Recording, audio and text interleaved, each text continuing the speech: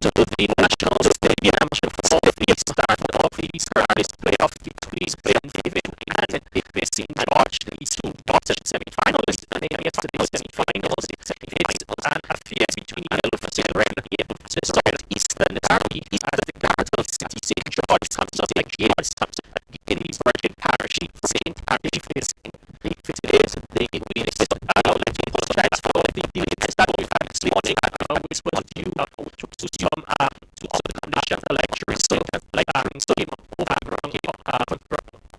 moments ago, which delayed the removing of the cables and the operational jackets for today's encounter. But we are all set and ready to go as the first ball is about to be bowled by Lester Jackson and not be bowled to King Charles. Offside edge of flies on the shot and he goes to the first ball. So fast keep Alexis and not Tim Alexis and not different shot and the wide outside off the wide. Second one stick outside edge to it for right on the left man. The very massive was fixed by the field on the field. So St. George is never lost the game of Alexis. He goes to the left side. He goes to the floor and down to one. Yeah, but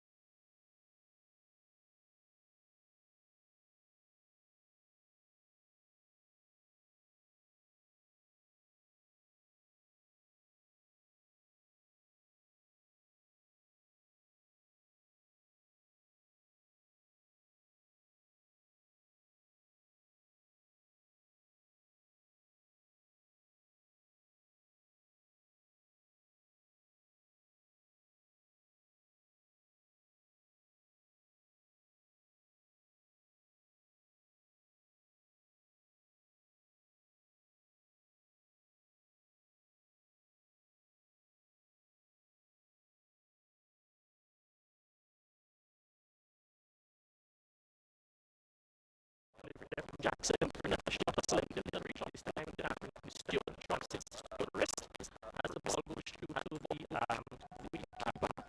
And with early signs of the comes saluting for the spouse sailors, and the other hand ball that the white ball doesn't look like the line doesn't work much long, so club tends to pick quite early on as the bowlers, to see if they can get a bit more bounce as this time, but this time again delivery to shot the leg guys to catch on well in backward joint. Yes, yes.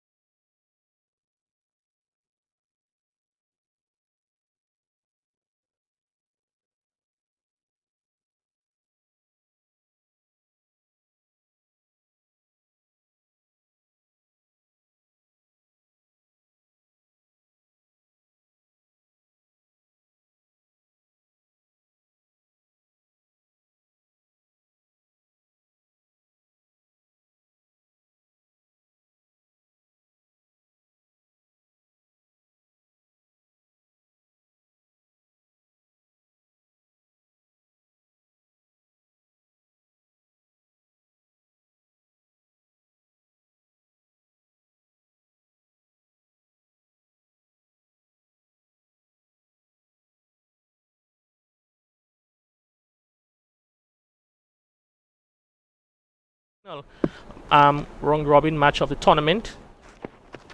He finished with 3 for 9 off his spell of in his 4 overs, and he really used the short ball to great effect in that encounter, having the batsmen from St. George's in all sorts of trouble. Yeah, and they seem to be getting some bounce off the wicket, some carry, and again we see first ball from Joseph, short delivery outside the off stump, pretty close to a wide. Just probably need to bring the ball up a bit more, use the short balls, sparingly. That one short again, as he's been predictable for the last few matches, and this time it goes down the leg side. Samuel Charles comes wrong and does collect. So the first run on the board by way of extra. St. George is 1 for 2 in over number 2. Yeah, certainly. This is we come to expect that from from the bowlers in St. David's. A lot of extras. There were 7 extras yesterday. One of the better games. All right, so I understand that we were able to resolve the audio issues. So we want to welcome all our viewers, wherever you're joining us around the world for this glorious Sunday morning here at the National Stadium. Once again, we apologize for the delay, for the issues which we were able to rectify, and we're now back up operating at 100%. So thank you for joining us. A wonderful Sunday morning to you, or afternoon to you, wherever you are. And the news here, it's 1 for 2 in over number 2. St. George's lost 2 wickets of the first 2 ball of the inning, as Imran Joseph, big booming drive as Cyprian Forsyth he goes. So it's 3rd wicket down. A delivery which was pitched up. Forsyth looking for that big booming drive. The edge was taken into the gloves of Samuel Charles, and St. George's, they slide into further trouble. They 1 for 3 in over number 2. Yeah, good delivery there, and Forsyth they looking to drive, and we can see the deviation from here as that ball passed the bat and went into the gloves of Samuel Charles. Forsyth a bit disappointed there as he walks back, but again another major blow struck there by Joseph after being bowling a few short deliveries, and this one was on a pretty good length, and he looking to play through the line there, and this one just moved away from the bat, took the outside edge, and the keeper picking up a simple catch. So Forsyth goes for no score. It's Three wickets down for 2 runs, 2 extras. Mm-hmm. Really good start from St. David's. Yeah, certainly good start there. A few deliveries in the over. The first time, 2 deliveries, and including those wides he bowled was a bit on the shorter side. This time it was pitched up. Forsyth's eyes probably lit up a bit, but the movement, which was extracted off the wicket, took the ball, get in the edge and into the gloves of Samuel Charles for an easy catch behind. So St. David's off to a dream start here, picking up 3 wickets inside the second over.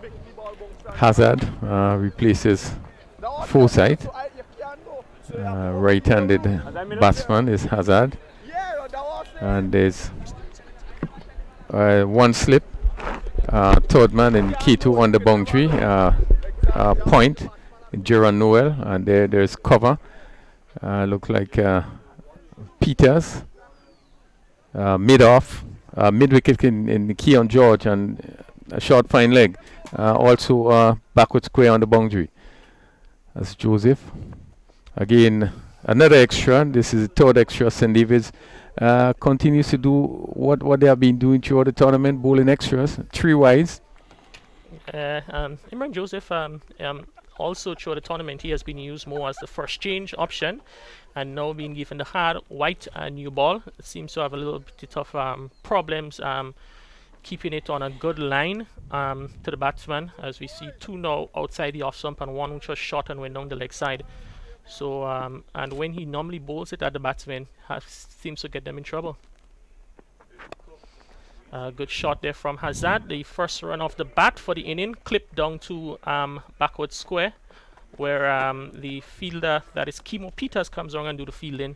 So Hazard is off the mark, he's on 2, and St. George's, they're 5 for 3 in over number 2. Yeah, first runs off the bat. That's one pitched up on the legs, and Hazard turned it nicely down to a backward square. The fielder coming off the boundary, having to run to his right and give the batsman enough chance to pick up 2 runs.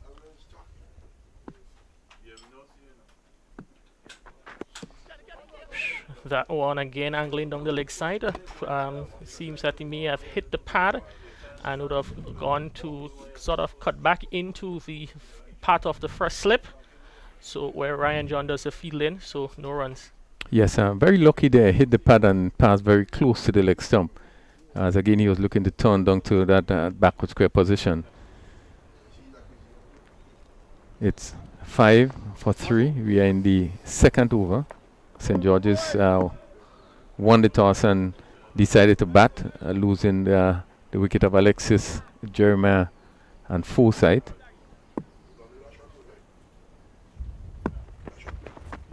Good delivery there from Imran Joseph to Hazard. That one just pitched on a good length. Hazard was unsure whether or not to come forward or come back. As a result, the ball beat the outside edge into the hands of Samuel Charles. Yeah, good delivery. Just a little away movement there. But the length was good. The line was good.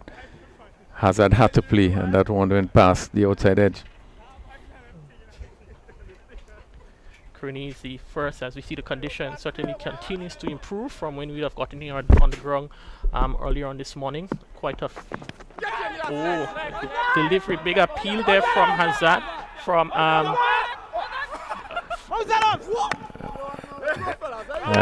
good delivery, lifting just past the outside edge, probably close to the gloves, and they feel as vigorous appeal, but umpire mark is on move. 2 good deliveries that he ended over with. Good length, and line was good, and just a slight away movement. But 2 good deliveries. Yeah, that one there, as Hazard was indicating as he came down the wicket at the end of the over, that it probably came off his shoulder.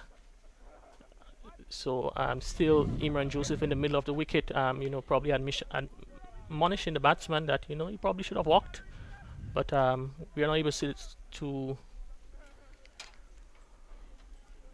It's going to be now the start of the third over. Aston Jackson, who's had a dream start, 2 wickets off his first 2 balls. He will be bowling to Stewart, who is on not so far in the tournament. Stewart contribution with the bat has just been 3 runs. He scored 3 runs against St. Mark in the their matchup against St. George's earlier on in the tournament. Yesterday he didn't score. He actually was dismissed off the first ball against St. Patrick. A delivery that has Stewart fiddling outside the off stump, and very good piece there from Jackson. Yeah, no, a very good line, very good line. He just need to get away from the no balls. You know, I had to kind of give him a bit of advice this morning in terms of his where he runs from, in terms of where he takes his mark from the crease. This morning we seem to be seeing a difference in him bowling. But he had a good line.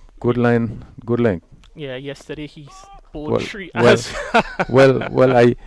I just probably spoke a bit too quickly. This one was pitched up, he overstepped, and it was hit down to long off for 4. I think I just need to work at it in terms of how he get to the wicket. His mark, he had to be consistent in terms of where he leaves from, and I just think that he need to get it right. But even from here, I could have seen it almost just get going over that crease. Yeah, as we would say, commentators curse. Bang on point there with that observation of his no ball problems from yesterday, and the bat bowler confirmed the discussion we were having there. So now it's going to be a free hit, as we see the fielders, they are stationing themselves on the edge of the circle. 2 fielders out, square leg and third man. And Stewart gets inside of that one and hits that one high and long off for a 6. Big touring 6 there from Emmanuel Stewart. And with a free hit coming up, he certainly relished the opportunity and he hit that one well. Yeah, good positive shot there by Stewart. Looked to be in aggressive mood. The ball before that he hit over mid-off for 4 was pitched up. This one was again pitched up in the slot. And he swung lustily and hit it over long on for 6.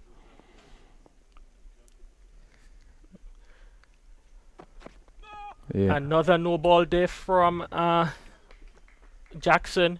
That's the second one in the over, and free hit again being signaled now by umpire man Warren. So Jackson finding it difficulty. The first over he bowled well, and this over the problems with his no ball has returned. Yeah, I just think that he's running from all over the place. He must keep in mind that he have to run from basically the same spot. And if he probably takes his run up, give himself some room, come back a bit and take his run, I think he would be in better stead trying to avoid that no ball. Yeah, and he's. But you see his run now becomes a little bit shorter. Yeah. And almost another no ball. Yeah, I think he a very short run up as Hazard went for a big swing there with the free hit, missing it completely. But one of the things is noticeable about Jackson's run up, it is very short, and he seems, but when the no ball problem creeps in, he makes it even shorter. You look at him walk back, and you could tell that just seemed to be running from anywhere, and certainly he'll continue to have problems. Yeah, Hazard this time pushed down the ground. A bit of a stumble between the 2 batsmen in the calling, but they were able to cross over for a single. And Crony, you would know he was not necessarily a fast bowler. He started off bowling fast. I think he was a leg spinner. And those spinners come off a very short run, so he decided to probably just go back a few paces and start to turn his arm over instead of using his wrist to bowl. So probably, he can still come back a few yards as, gain momentum getting into the crease. As you see, maybe just about 8 steps and he's up at the bowling crease. And this time wide down the leg side. So he's certainly struggling here in the second over. Yeah, and you have seen him now as he begin to run, he chipped. So it tells you that there's no rhythm. Obviously, no sense of organization, and therefore, every now and then he will continue to bowl the no ball. But give him credit, he was a spin bowler. Yeah. I think it's only this season he started to bowl fast. Once again, this one is pretty close on no ball. They're going to pick up 2 runs there.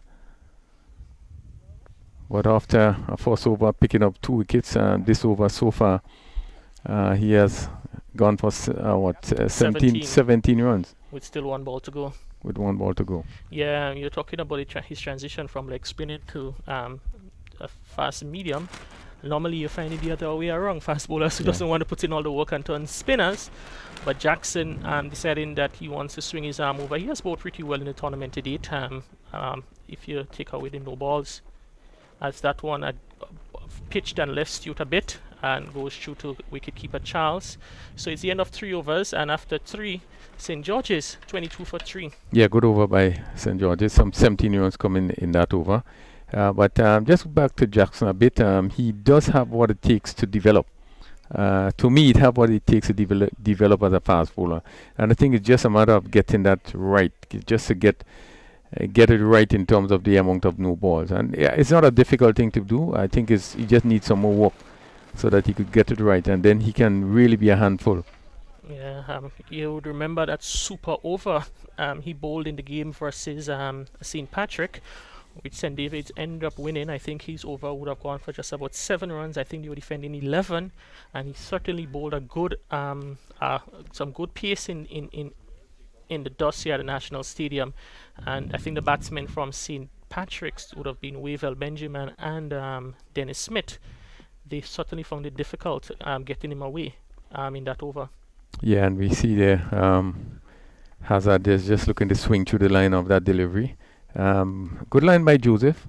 Again, he's looking to hit through the line, and the pitch is playing so well that you can do that. But you obviously need to get into position to play those shots, especially on the up. Yeah. And this one, again, slight movement away from the right-handed Hazard. Yeah, those shots there from Hazard is on characteristics. Javed Hazard, he's not known to be one of those flamboyant stroke makers, but one who likes to, again, a short delivery. Hazard backing away to give himself some room, but he was never in close to playing that shot well. Falling away from the shot as the ball went through to the gloves of keeper Samuel Charles. Well, we see both batsmen seem to be uncharacteristic in terms of the game they are playing.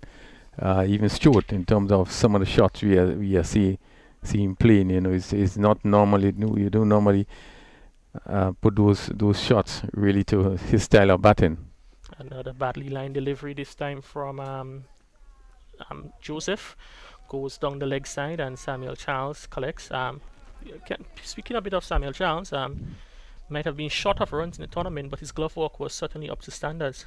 Yes, he has kept well through the tournament. I think as the tournament gets deeper, he obviously kept a lot better. Yes, he do have a good glove work. His movement is also good. I think he have quite a bit of confidence now. I think the Indian he played yesterday gave him some sort of confidence. He didn't go on as much, but it's certainly here his movements. He look really confident collecting the deliveries. Yes, most certainly Samuel Charles. He backs himself a bit to perform well, and it's good to see him that he's having a good tournament with the gloves. Think probably outside of Dennis Smith, I think his probably glove work was probably been the best in the tournament to date. Yeah, certainly I agree with you. Joseph in his second over so far picked up 1 wicket. This time this one tucks up Hazard a bit. He plays it onto the onside, where the captain Keon George comes around to do the fielding. So 1 more run to Hazard. He moves to 4 and brings Emmanuel Stewart on 13 into strike. This pair will want to bat long. We are just in the 4th over, losing 3 wickets. They certainly will want to set a sort of platform so that St. George's really could pull themselves out of that start that they had. It's 24 for 3. Yeah, to come in terms of batsmen, you have Kem Charles, and I think that's Kem Charles. You still have the likes of Cyrus, McSween, who all consider themselves to be capable with a bat, but I think it will be St. George's who, as you said, will be banking on these two to see if they can bat for a very long time.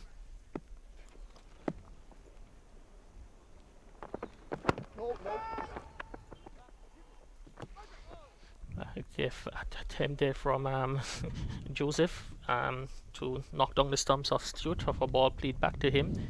sending Stewart scampering back into his crease and taking evasive action in this at the same time.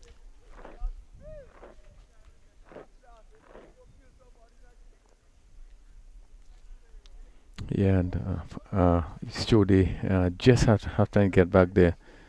Ball hitting the wicket, could have been close. And we look at some of the players and those that seem to have difficulty running the wicket. Emmanuel Stewart certainly does have some issues running between the wicket, like Teddy Bishop. And this time Stewart hits on the up, down to the long off, through long mid-on into the long off boundary for 4. So good looking shot there from Stewart, a bit aerial, but he backed himself and he was able to pick up another boundary. Yeah, good shot. He's a positive frame of mind, not afraid to play shots, anything that is, and this was a good length delivery. It wasn't a bad delivery. And he came forward again, hitting on the up, and he just hit it just to the right of the mid-off, and went down to the boundary for 4. So he moves to 17. It's 28 for 3. We have 4 overs concluded. Yeah, it's going to be a change of bowling from the northern end. Some discussions between the captain, Ryan John. We see also in the middle there in the huddle, Shondell Regis. But it looks like it's going to be Jackson. It's going to be, yes, Haston Jackson. He has been called upon for a 3rd over, and will be looking to better the his performance in the last over, which went for 17 runs, included a couple no balls and a wide. Yeah, Jackson so far 2 overs for 17 runs, 1 maiden, 17 runs, 2 wickets. He's going to bowl to Hazard. We're still in a power play into the 5th over. Still 1 slip. 3rd man, point in Noel. Jackson, that one played with soft hands from Hazard.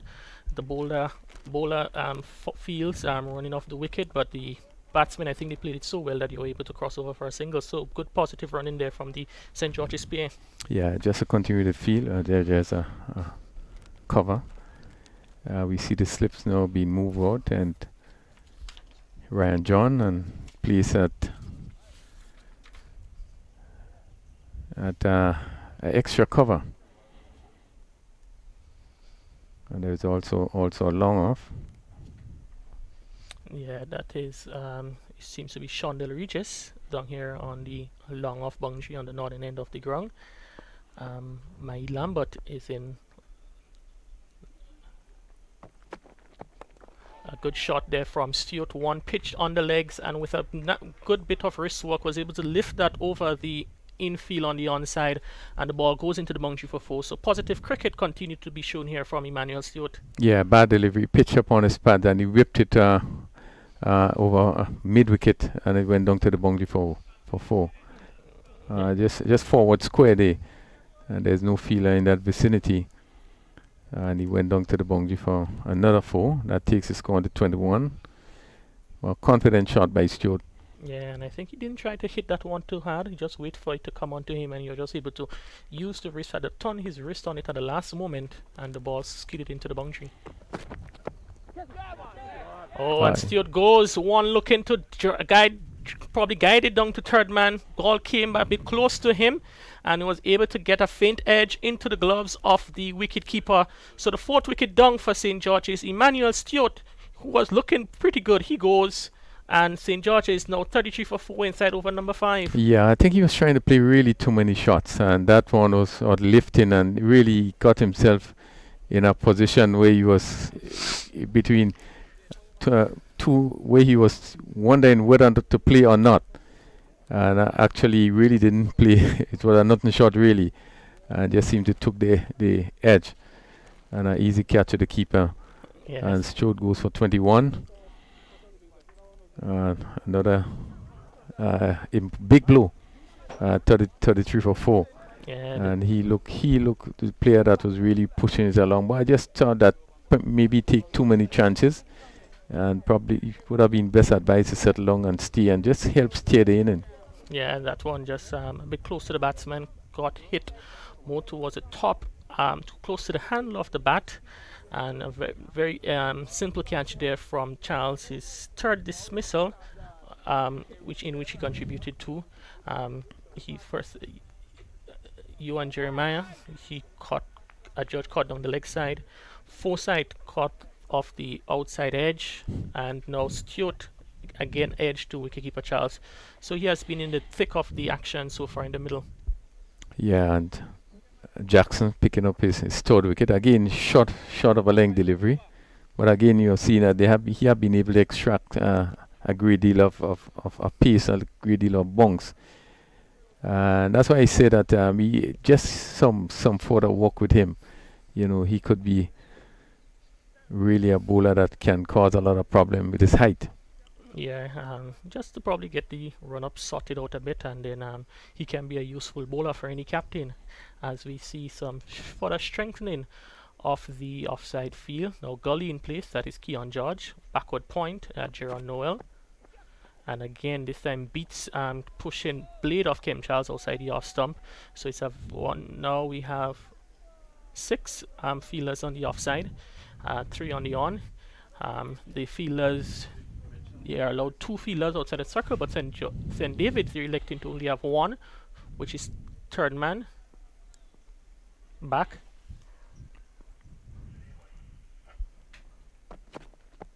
And this time Kem Charles clips it off his legs into the vacant mid-wicket position. Imran Joseph from square leg comes round as a field in, so Kem Charles is off the mark. And St. George is 34 for 4, 1 ball short of the 5th over. Yeah, good start, and St. Davis could afford to really have just one man out based on the position of the game. As you said before, pack offside field, 6 players on the offside, slip gully, point cover mid off.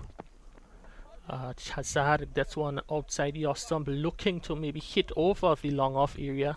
Not in terms of shape, lost his shape a bit, and the ball goes into the gloves of wicketkeeper Charles. So the end of another successful over from St. David's after 5. St. George's did 34 for 4.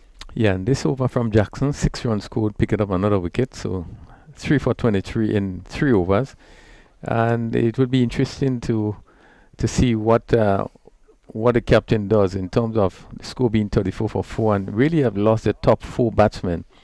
Whether or not you will have the fast bowlers continue bowl out, whether you're going to make some change. But certainly the condition is really ideal, and I would think that probably Kerry should allow them to bowl out. Yeah, I think that might just be the thought in the back of his mind. Joseph now into his 3rd, and Jackson has already bowled 3 for 23 from his 3, and might just give them 2. They've got compliment, because you can call upon the likes of Jerron Noel, who is in gully, who does the fielding, Ryan John, another seaming option, and maybe calling upon either Kato or Melvin Gordon to do some bowling. So might just be advised, you're on top of the game, you might just keep them through, maybe able to nick another wicket or 2 and further strengthen your position. But Joseph is bowling again to a pack offside field, just 3 fielders on the leg side. I think M. Charles now was saved there by an inside edge from rattling into the stumps. A big booming drive for one which was pitched up, came off the inside edge and played into his boot. So his boot would have also been responsible for saving him on that occasion. Yeah, and a slipping John, gully in Noel. This one turned on the onside, short lift in delivery. A bit late reaction there from the fielder. Chemo Peters again. Peters in backward square. Yeah, very slow. Just didn't seem to be in the game. And remembering yesterday, that was the player that actually stood up on the third man fence when Bishop played the ball down to him, and it dropped short of him. But he just seemed really stagnant, not being part of the game. Very slow to move in there. Yes, they say he was on his heels and not necessarily on his toes in those positions, because you expect, as you watch him now, if you keep your eyes on him, he starts to move now, but he is certainly flat-footed and was not in a position to react quickly to the opportunity for a catch. And I think, Rooney, it's those little things that either get you across the line and make you have a chance in those 50-50 moments. Because Hanson David's taking that catch yesterday off Teddy Bishop's early in his inning. The story could have been a totally different one here on the final day of the NLA GPL T20. Yeah, most certainly. Reminding you, Teddy went on to play some incredulous shots. He really entertained the spectators who are viewing online. I think he got 87, the highest score of the tournament to date, and it was certainly good to see that the youngster was able to perform so well on the one of the biggest stage of the tournament. Yeah, it was an excellent inning, top class inning. I think the shot making was of high quality. And you see players like that, certainly you would enjoy, even though you are playing against him. It was interesting to see at the end of his inning, all of St. Davis players came up, and really applauded him, shook his hand. But it has been a tremendous inning. I think it's, as I said, I think it's the best I've ever seen him. The quality of shots was really of high class. Yeah, as Joseph continues, delivery is guided towards the field at gully, so there is no addition to the score. Just one ball now short of completing the power play. And just if we can go back to Teddy Bishop for a moment, when you see Teddy in such form as he was in yesterday, one question runs through your mind: why can't he do those sort of performances on a more consistent basis? Talent is certainly there. Yeah, well, I think there's one thing to note. Even with his batting, that it seems as though he just need to. I think just need to consolidate when he get in. He plays a lot of shots and he plays all around the wicket, and it tells you the kind of player he is. But you just need to consolidate a bit. Just when you get in, to try to stay in. And I guess he just need to take his time. It's a matter of being able to build your innings.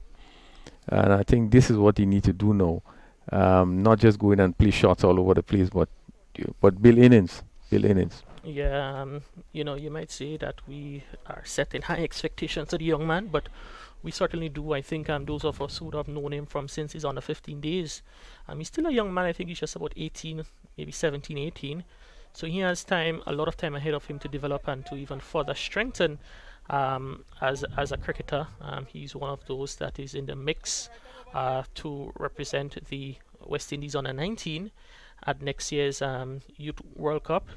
So from Grenada's perspective, we'd want to ensure that he continues on his development path and be a representative for the West Indies in that tournament, which happens next year. And there are a couple of others in the tournament. I think Akim Ogis, who is his teammate in the St. Andrews lineup, is also in the mix. Young St. Lucian, left-handed batsman, quite flamboyant and also pleasing on the eyes. He's also in the mix. So we're looking forward to great things from those youngsters. Melvin Gordon is going to pick up the attack from this southern end. Full delivery that is driven down to long on. Joseph on the long on boundary. So that's one more to Kem Charles. He's on 3. We had 6 completed overs, 38 for 4. As Hazard comes into strike from Gordon, and he's dropped in slip. Yeah, very lazy attempt there from Ryan John. Really casual. Yeah, really casual. Up a bit. The question is whether he ever went down. As we're gonna look at the replay shortly, we can see him just moving around into position now at slip. He never went down, and just about the knees about to bend, and at the last moment he had to dip for it, and we can see that the ball he's not able to grasp onto the ball there, but certainly a missed opportunity there from Ryan John and St. David's. And this one is hit firmly down the ground. The fielder in the long off has some work to do, but I think he has been late on that one. The ball would have, his body would have been over the ropes while he attempted to keep it into the play. That is Shondell Regis. Powerful shot down the ground there from Charles, gains him 4 runs. Yeah, you see some sense of casualness by the St. Davis players. I think they just seem to be casual on the field in terms of movement. I think that Regis really took a long time to get going. It just seemed to be losing focus a bit. Yeah, is it a situation where they probably would have set their expectations a bit higher in the tournament, probably expecting to go all the way to the finals, and now having to play now on the Sunday morning, the third place playoff, that the adrenaline is not really pumping as it normally does, and they're probably just going through the motions at the moment. Yes, you get the impression also that they're not fully into it. They had a dream shot picking up some early wickets, but you're not seeing the fight.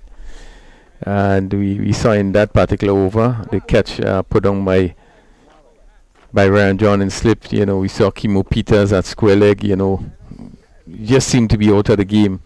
And even this Regis at long off, they having waiting a long time before you really went after that delivery, and certainly you get the impression that it's somewhat going through the motions. Yeah, probably want to see a bit, up in the intensity from the fielders from St. David.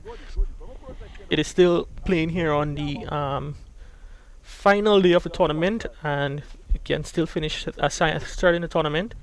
So we're hoping that the intensity will be lifted shortly, as we're going to see a new bowler from the southern end. So it's going to be spin from both ends. Gerard Noel, he will take up action from the southern end and will be bowling to Kem Charles. So they really didn't go through in having the fast bowlers go right through. We see the off spin of Melvin Gordon from this northern end, and now Gerard Noel off spin again from the southern end. Gordon and Noel in, and the same is a full toss and driven past Kato in the extra cover as the batsmen they cross over for 2. Kato not able to get in a hands onto that one, and another missed opportunity, a bit of not missed opportunity, but St. Davis not able to remain tidy in the field. Yeah, a bit of a misfield by Kato. Ball was struck well, was a full toss and really need to be put away. Charles gets into the wicket, looking to pull it down the ground. He can't. As we see some friendly toss going on there between Hazard and Gerard Noel. Both of them battling for grounds on the non-striker end. And we must note that these guys and them, they're quite good friends, both on and off the field. And I can tell you that all players in the middle right now, the 11 from St. David's and the 13 and the 2 from St. George's, the batsmen, they're all residents of St. David's. Yes, quite a bit of the players from St. David's, do play in St. George's, and as you rightly say, that they train together, so they know each other very well.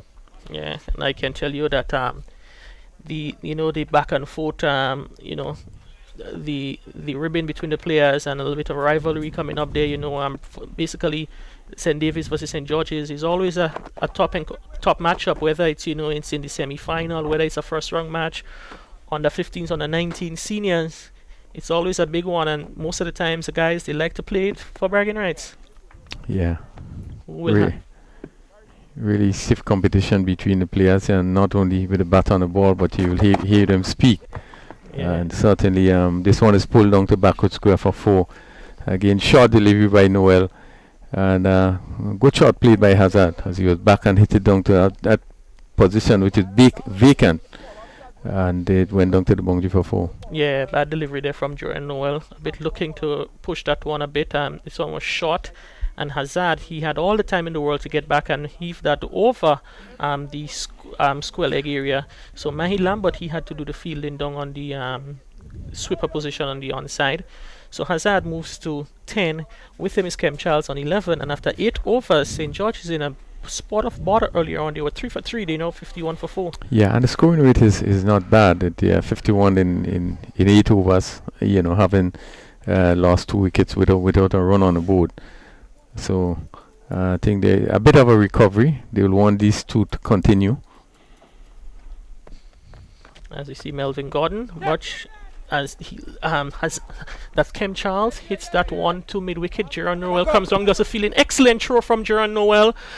Gordon probably not in the best position to collect the return, but Hazard was certainly struggling getting back in on the non-striker's end. A very good run in there by both Charles and Hazard.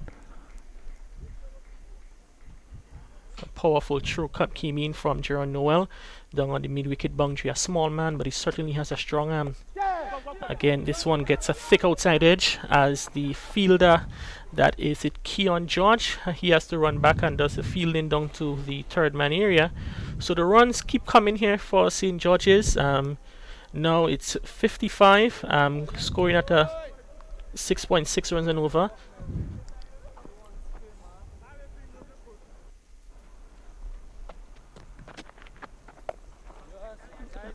I think Melvin Gordon, as compared to Gerard Noel, he tends to bowl his off spin very much slower.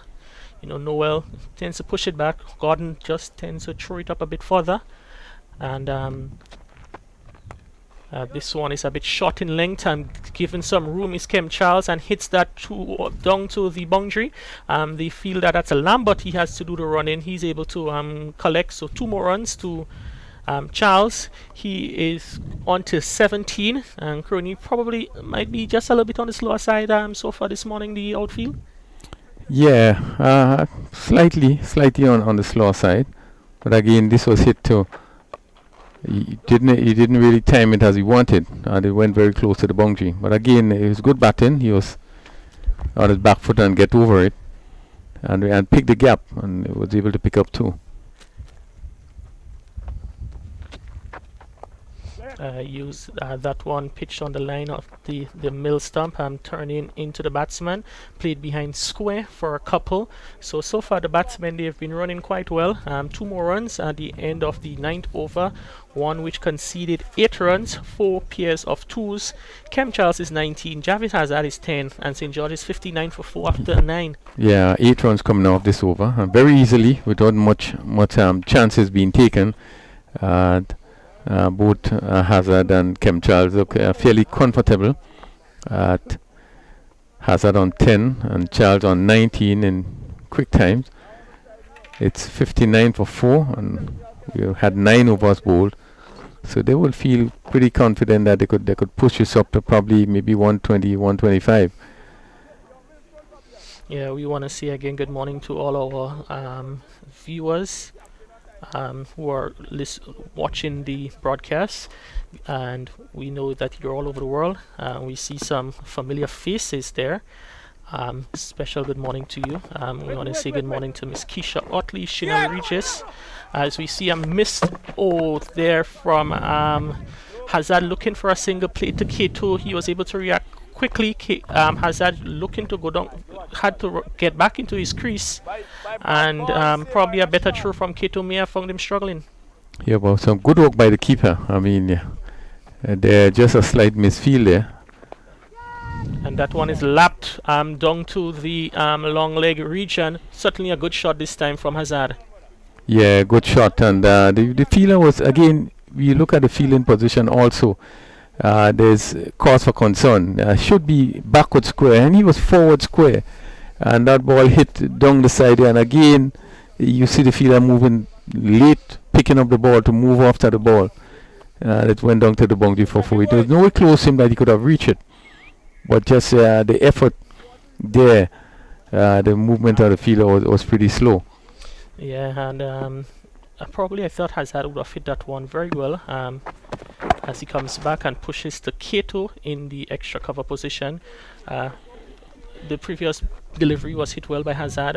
Regis probably would have responded maybe a tad late, but I think he was never going to get to that one as Hazard comes back and guides that one down to the backward point position for another boundary.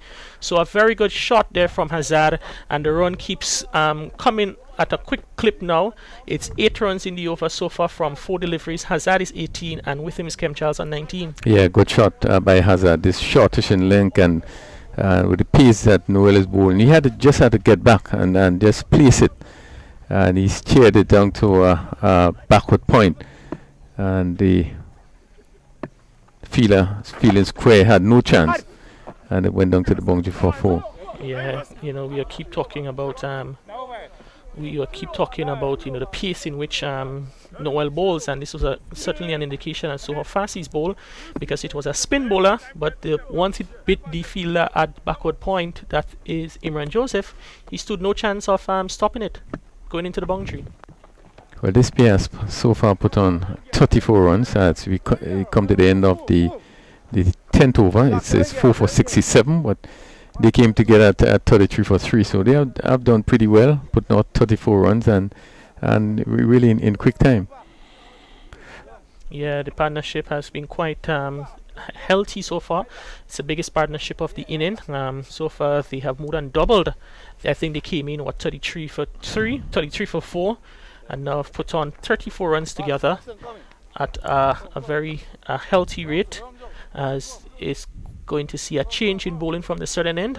We thought we may have seen him the same bowler from the northern end. That is going to be Melvin Gordon, number 7 on his back, none for 15 from his 2 overs prior. Again, short ball played down to Lambert, Mahid Lambert, getting his first game of the tournament. Crony, I'm certain he'll be excited to be in the playing 11 today. Yes, I think he will be very happy. At least it's a game that will prepare him for the under 19, which starts next week. Certainly, so he would relish the opportunity to play in this game today. Yeah,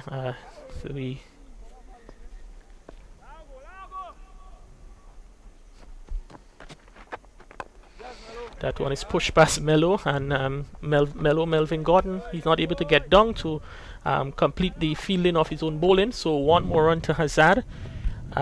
He's 19, Kem Charles is 20. Crony Melvin Gordon, another one of those colourful characters. Quite a bit of talent, scored heavily at the youth level. I know when he went to St. David's Catholic Secondary School, he would have scored heavily in the United Insurance, now Massey United cricket tournament. Yes, and most of these players would have come to the school tournament, and he also played for the parish, and coming off the school tournament has done very well. Really was spotted from the St. David's Secondary School, as you said, and really has done very well. I think he would have stayed off the game for quite a while, and probably will last a year or two trying just make a comeback to get into competitive cricket. Yes, and this one short and wide, and the umpire will signal wide, so it's going to be the 10th extra of the inning. Melvin Gordon probably looking to push that one a bit faster and lose his line a bit.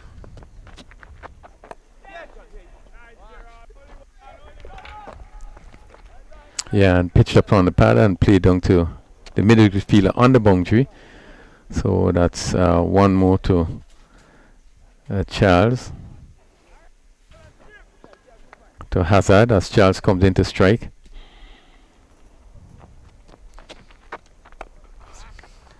That's the one is pushed to the K2 in the field, and want to say special good morning to the former Soca Monarch of Grenada, who is watching.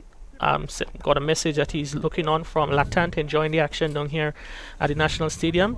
So I want to say good morning to you, Kelvin Otis Celestine, and I hope you certainly enjoy the action this morning, and hope that you can remain with us for today's the final later on, which will feature St. Andrew and St. Patrick. It's good to know that some of our former players is really following the game. Celestine, as you know, played a lot of cricket himself, and certainly it's good to know that they are following. Also, I just want to lift up some of our former national players who are really following from the United States. John Patrick, former national player, Ozzie Hall, who is consistently following the cricket. And even though he's not 100%, but really they are following every bit of it. And we are really happy to know that you are following the game down here and being part of it. This one hit down to the long off boundary. Very good catch there on the boundary. As Hazard, he goes lifting that one. Didn't time it that well. And a simple catch provided down there. I make it to be Haston Jackson. So Hazard goes for 20, and St. George's have lost their 5th wicket in over number 12. They're 72 for 5. Yeah, good little stand here. They put on 38. And certainly they both looked pretty well. This one, he didn't get hold of it. I guess he was trying to clear the long off. Only able to get it down to long off. And the fielder picking up a good catch. That's Jackson in that position. So St. George's losing their 5th wicket for 72. But the rate continues to be very good. We are only in the 12th over. So yeah, there's still chance they could get up to a sort of score that really could be really challenging for St. David's. Yeah, as we see the new batsman, that is Preston McSween. He strides to the middle. Preston McSween, the Windward's Volcano player, would have had a busy last year or so, getting into the West Indies circle at the West Indies senior level. Would have toured as a development player with the West Indies team to England last year, which was the first international tour we've had since the lockdown or the onset of the pandemic. I think he'd have also gone on to New Zealand late last year with the West Indies team, where he performed similar duties, and was also in Antigua for the Super 50 recently, and was also part of the best 4-day game. Probably might have been disappointed that he wasn't probably considered for the Test series, but he's on a certain bit of talent, and we know once he sticks at it, his opportunity should come. Yeah, I do believe that he have already created a good impression, and just need to keep working at his game. Yes, I think there is a lot of opportunities. Just have to keep at it, and Kerry, I know that some of the players will be involved in some 4-day games probably later on sometime next month, which would also give them another opportunity. Yeah, it's a bit difficult, in these times there with a lot of uncertainties which is occurring around us, but the players, they have to remain locked in, because when you're at first class cricket, any moment you can be called up to the senior duties at the international level, and you're expected to perform immediately. So McSween and the others, I'm sure, will be relishing the opportunity to play in those matches which are coming up. Sort of loose delivery there from Noel, not dealt with correctly by Charles. He was able to find Ryan John in the short fine leg position, so Charles a bit disappointed with that shot, not able to hit it cleanly.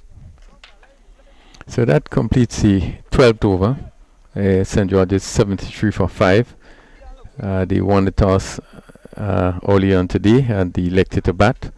And having lost so far, Akim Alexis, he was caught by Peter's Bull Jackson without scoring. First ball of the match. Ian Jeremiah caught by Charles. Bull Jackson also no score.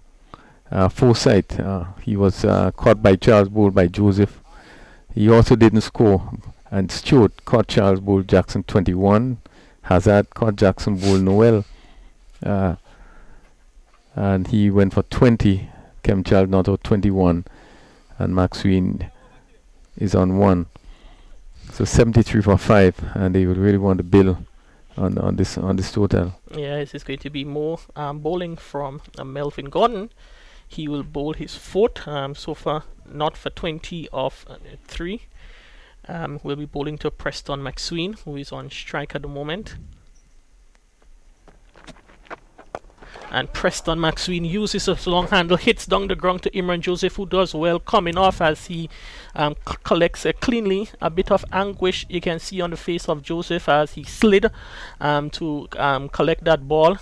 Still seems to be giving some attention, calling out for the assistance at the attention of the captain as he gets back into his position. Probably knees would have been probably jarred a bit as he slid there to collect that ball. Yeah, Joseph, they just favoring that right thigh. Know that he also did have some problem with his fitness.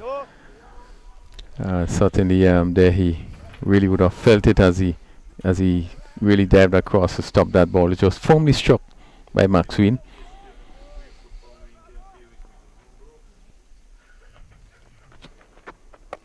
That one is hit down to the wide long off. That is Joseph comes around to do the fielding, and he's certainly from indication from that bit of fielding that he had some discomfort.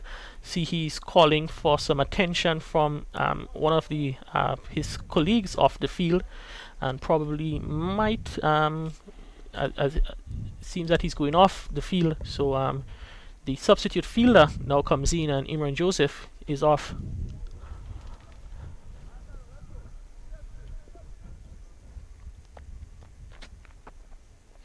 Short delivery a bit wide outside the off stump. Maxwell looking to reverse hit that down to third man. Probably had he kept his position, might have been signal a wide. Yeah, definitely this was wide of the off stump. Maxwell hits down the ground. Shondell reaches, attacks, but the ball drops a few yards in front of him. Maxwell not timing that one well, so he moves on by 1-3. And with one ball shot off over number 13, St. George is 76 for 5.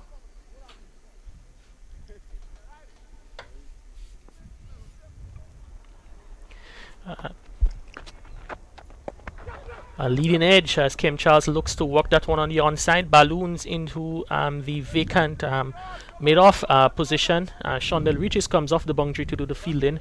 So after 13 overs, winning toss and batting, St. George's is 77 for 5. Yeah, and Gordon, 4 overs, none for 23, just completing his spell. St. George's 77 for 5, 13 overs bowled.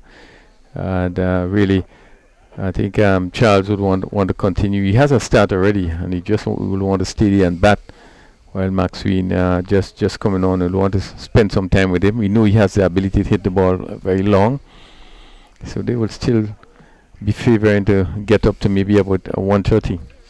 Yeah, that pair in the middle would be want to bat for a few overs still. To come, it's going to be the likes of Daryl Cyrus, who has really had much to do in the tournament with the bat. But these two in the middle there or there, so for the team would want them to remain a while, as that one is goes into the gloves of Samuel Charles. The start of another Gerard Noel over. So it's a start of over number 14. 6 overs left after this, and Cronin, we yet to see the introduction of bowler number 5. Yes, certainly the bowler of Ryan John probably would see a good shot hit down to long on, and that beats the long on fielder, which was wide. And Charles playing a good shot over pitch delivery. Hit it down to long on for 4. Confident shot played by Charles. He moves it 27. And Noel so far in his 4th over, 1 for 20. Yeah, Charles has been certainly positive from the moment he walked to the crease. And this one, he comes inside of it and turns it down to the vacant fine leg position. Ryan John runs back and does the fielding, and very aggressive running there from Preston Maxwell, calling through Kem Charles for a third. So 3 more runs to Kem Charles. He's now on 30, and St. George's they're 84 for 5. Yeah, and that was well played by Charles and John. They just limbering after the delivery and really give their batsman the opportunity to pick up 3. Yes, this time Preston Maxwell looks to play it onto the onside, but can beat Keon George in the mid-wicket position. He's shot in and very straight. Probably if that one would have beat him, might be an opportunity, probably as much as 2. So he saved a couple of runs there for his team. Oh, that is a thick top edge. Maxwell looking to lap that behind down behind square, get a thick edge balloon, and Samuel Charles had to steady himself a bit, and he was able to complete the catch. It's his 4th catch of the inning. McSween goes for 3, and St. George's, they're 84 for 6. Yeah, looking to sweep the McSween. Ball pitcher just somewhat outside the off. So I'm trying to play with the turn. And really took probably high up on the bat, went high up in the air, and the keeper just had to settle under it and take a simple catch. So that's the end of McSween. It's 84 for 6. And John Newell in his 4th over, picking up his 2nd wicket. St. George's 84 for 6. As we see Daryl Cyrus now comes in to replace McSween. Yeah, it's over number 6. Want to take this opportunity to also wish good morning to one of our viewers, Nimrod Oliver, who reported that it's a rainy morning in Long Island in New York, and I hope he enjoys the morning and continues to enjoy the coverage which is being streamed his way. For the sake of the cricket, we hope that he can keep the weather up that side and leave us with the glorious conditions we have here at the National Stadium, which continues to improve ever so slightly. Earlier on it was a bit dark and a bit overcast, but now it seems to be beautiful conditions for cricket here at the National Stadium. Yeah, the sun is shining brightly. Probably, I think it's probably the best sunshine we have seen for the morning's play. Final delivery, Noel complete his 4th over. So far 2 for 23, and it's so good to know that we have our nationals or locals, all over the world, quite a bit in the US. I know people like maybe Mitchell, Karen Mitchell, and the rest of the players who really would be following. But again, as I said before, happy to know that we have some of our former national players, Franklin Fredericks, John Patrick. I don't know if you would have known John Patrick Kerry. Well, this is a national player from St. Mark's, batsman. But Ozzy Hall, who also open bat for Grenada, left-handed batsman. So it's quite a bit of our players who have been following the games here. And again, we just want to say a special morning to all our players in the US. Yeah, as we see the camera shots which came through our screen momentarily, some moments ago, which really indicated that it's quite a beautiful day, and on a Sunday, probably, Crony, people coming from church, lunches being prepared, and it's certainly a good day to be on the outdoors. If you go into the beach, still have your phones with you, so that you can take in some of the actions here at the National Stadium. It is quite a glorious day for cricket. It's the Easter period. We're traditionally into the middle of the cricket season. Heading into March, April is when bulk of our cricket is played under normal circumstances, and I think so far the conditions has been quite excellent. Well, Kimo Peters, we've seen him for the first time. Left arm spin. He also tend to to bowl pretty quickly as a left armer, not giving much flight, not a big turn off the ball. And that one is driven through Kato in the extra cover position by Cyrus. The batsmen, they come round for 2. Kimo Peters, is that his first over for the tournament, or did he? I think looking at the stats, he'd have bowled 1 over prior. So it is his 2nd of the tournament, and probably, Crony, that is an indication that probably St. David's will not be turning to Ryan John today. Well, I'm wondering if he's 100% well, because it's surprising that we are into the 15th over and we haven't seen him bowl yet. So it's probably he's not 100% well. Yeah, and with I don't think Imran Joseph would have come back onto the park. He's still off the park, so we wait to see whether he's going to come back. He has 1 over still to bowl, as Peters continues to bowl it a bit fast and flat, as Cyrus reaching for them, and he's not able to connect. And a very quick over bowling by Peters. He only went for 2 runs. So we, at the end of 15 overs, it's 87 for 6. It will be interesting to see who's going to continue from that southern end. Noel, he has completed his spell, 4 overs, no maiden, 24 runs, 2 wickets. And Gordon, 4 overs, no maidens, also 24 runs. He didn't take a wicket. So it's interesting to see who's going to come, whether it's Keto. It's going to be, seems to be Sean Del Regis. He's been summoned from the long leg boundary into the bowling. I think they probably, Keon probably was just checking to see if Gerard Noel had one more on that realization. Sean Del Regis is now being summoned. It's going to be summoned to the bowling from the southern end. So with 5 overs to go, he has a bowl, and we just gonna continue to say good morning to some of the viewers.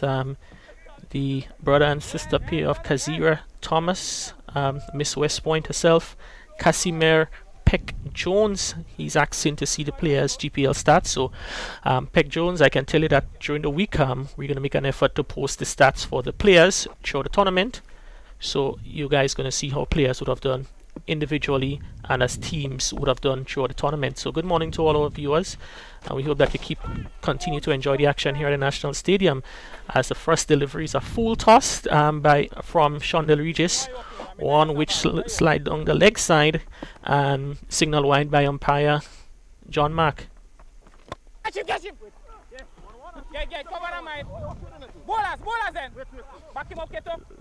As we hear the instructions being shouted through the stumps mic from Samuel Charles, asking Keto to back up the throw coming in from Mahid Lambert in the mid-wicket boundary. Yeah, and Regis just giving that ball some flight there, and hit down to a wide long on and picked up one. Wide go be signal again outside the off stump. And a little bit surprising in terms of the strategy by St. David's. Yeah, into the final 5 overs, and really part-time bowling now from 2 part-time bowlers, Kimo Peters and Sean Del Regis into the action. Yeah, we really have not seen the fight, what we expect from St. David's. And again, being able to pick up 2 quick wickets, one would have thought that, you want to put the pressure on. I do believe they should have probably kept the quicker bowlers on, let them complete the spell. And but again, we haven't seen Ryan John yet. I don't know what his condition, whether he probably deemed necessary to bowl. But really, we are seeing really some lapses and some just some situation where obviously you would ask yourself question in terms of the intention of the team. Yeah, that one is thick off the edge and taken in the backward point position there from that is Francis in that position. So Cyrus goes, Sean Del Regis strikes, and Cyrus goes for 3, and St. George is there 90 for 6 in over number 16. Yeah, looking for the big shot there, Cyrus, looking to hit somebody over cover it and slice off the edge, and it went to gully, and easy catch was taken by the substitute. St. George is losing the 7th wicket. It's 90 for 7. We are in the 16th over. That's going to be now the new batter coming in. That's Richard Daniel, former national under 19 captain, leg spinner from St. George's. He strides to the middle with 4 deliveries and 1 ball to go, partnering Kem Charles. In the hut to come, you have Tyrone Charles and Nicholas Redhead, not known to be much top batsmen. So St. George's will be depending on those 2 to continue. As we see, the chat is picking up a bit, so quite a lot of action happening in the middle. And in the chat, Kazira Thomas and Kazira Thomas is there. We also want to say good morning to Reynold Charles, Marvin Milkson. Good morning to you all, and we hope that you continue to enjoy the action. We hope that you remain with us for the entirety of the day. Yeah, good over by Regis, picking up another wicket. He has 1 for 3 in his first over. So after 16 overs, St. George's, who won the toss and elected to bat. 90 for 7. Kem Charles played a good innings. He's on 31. Rashid Daniel just facing his first delivery.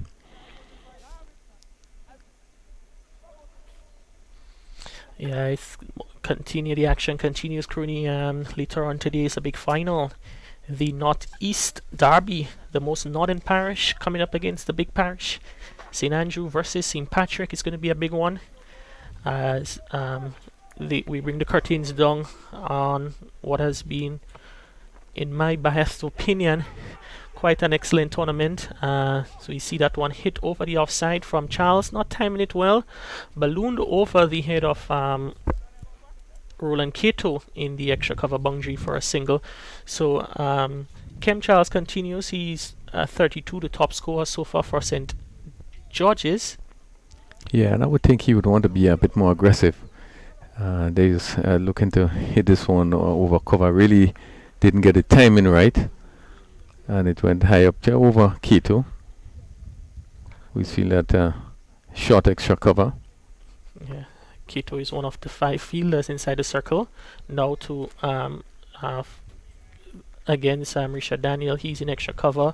Ryan John in backward point. Keon George is in slip. In the mid-wicket position, short mid-wicket, we have Haston Jackson.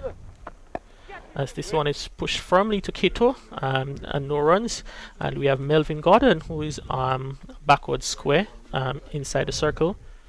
So I think the senior players, they are telling, hey guys, you youngsters, go do the work on the boundary. As that one is smartly played there from Richard Daniel, got inside of that line, that one, and guided behind point for 4. Yeah, quicker delivery there by Peter. So short, and the batsman went just on his back foot and just steered it down to that vacant position, and it went down to the boundary for 4. Nobody behind a backward point, and really, if you beat that gap, it's going to run down to the boundary for 4. Yeah, it was not about power there, but just about timing and placement, and good shot from Daniel. This one is a bit wide, and it is confirmed as a wide by umpire Man Warren. So just losing the line there a bit is Kimo Peters. Has come forward from this one and pushed it. Kimo Peters and Shondell Regis, 2 players who would have played on 19 cricket recently, and brings my memory back. Those 2 would have started in a big partnership in the finals in Carriacou a couple of years ago. And Crooney, it's certainly good to see that our players are continuing to graduate up the levels. I think was it both of them got centuries? I know Peters got a century, but did both of them get centuries in that match? Yeah, both of them got century. I think it was Regis and Peters. I think they St. David's in some trouble at the time. They really batted well. I think Regis would have ended with I think maybe 114 not out, as the case may be. It was a big partnership was they put on in Carriacou in that finals. Yeah, quite 2 talented youngsters who would have also gone on to represent Grenada at the under-19 level. Shondell Regis, he's one that is considered to a leadership qualities and been invested. I think he would have served as captain of the team that year. And so it's good to see that those youngsters are able to now graduate to the senior level and make their contributions at this level.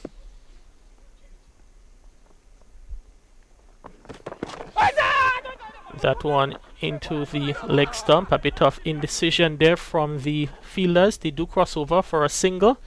So it's signal leg by umpire Mark. So it's 98 for 7 now. Kem Charles, who is on 32 tick strike. Yeah, looking to turn down legs. And a quicker delivery. And he was sort of beaten by pace and just went on the onside. Just a bit of hesitation in the running.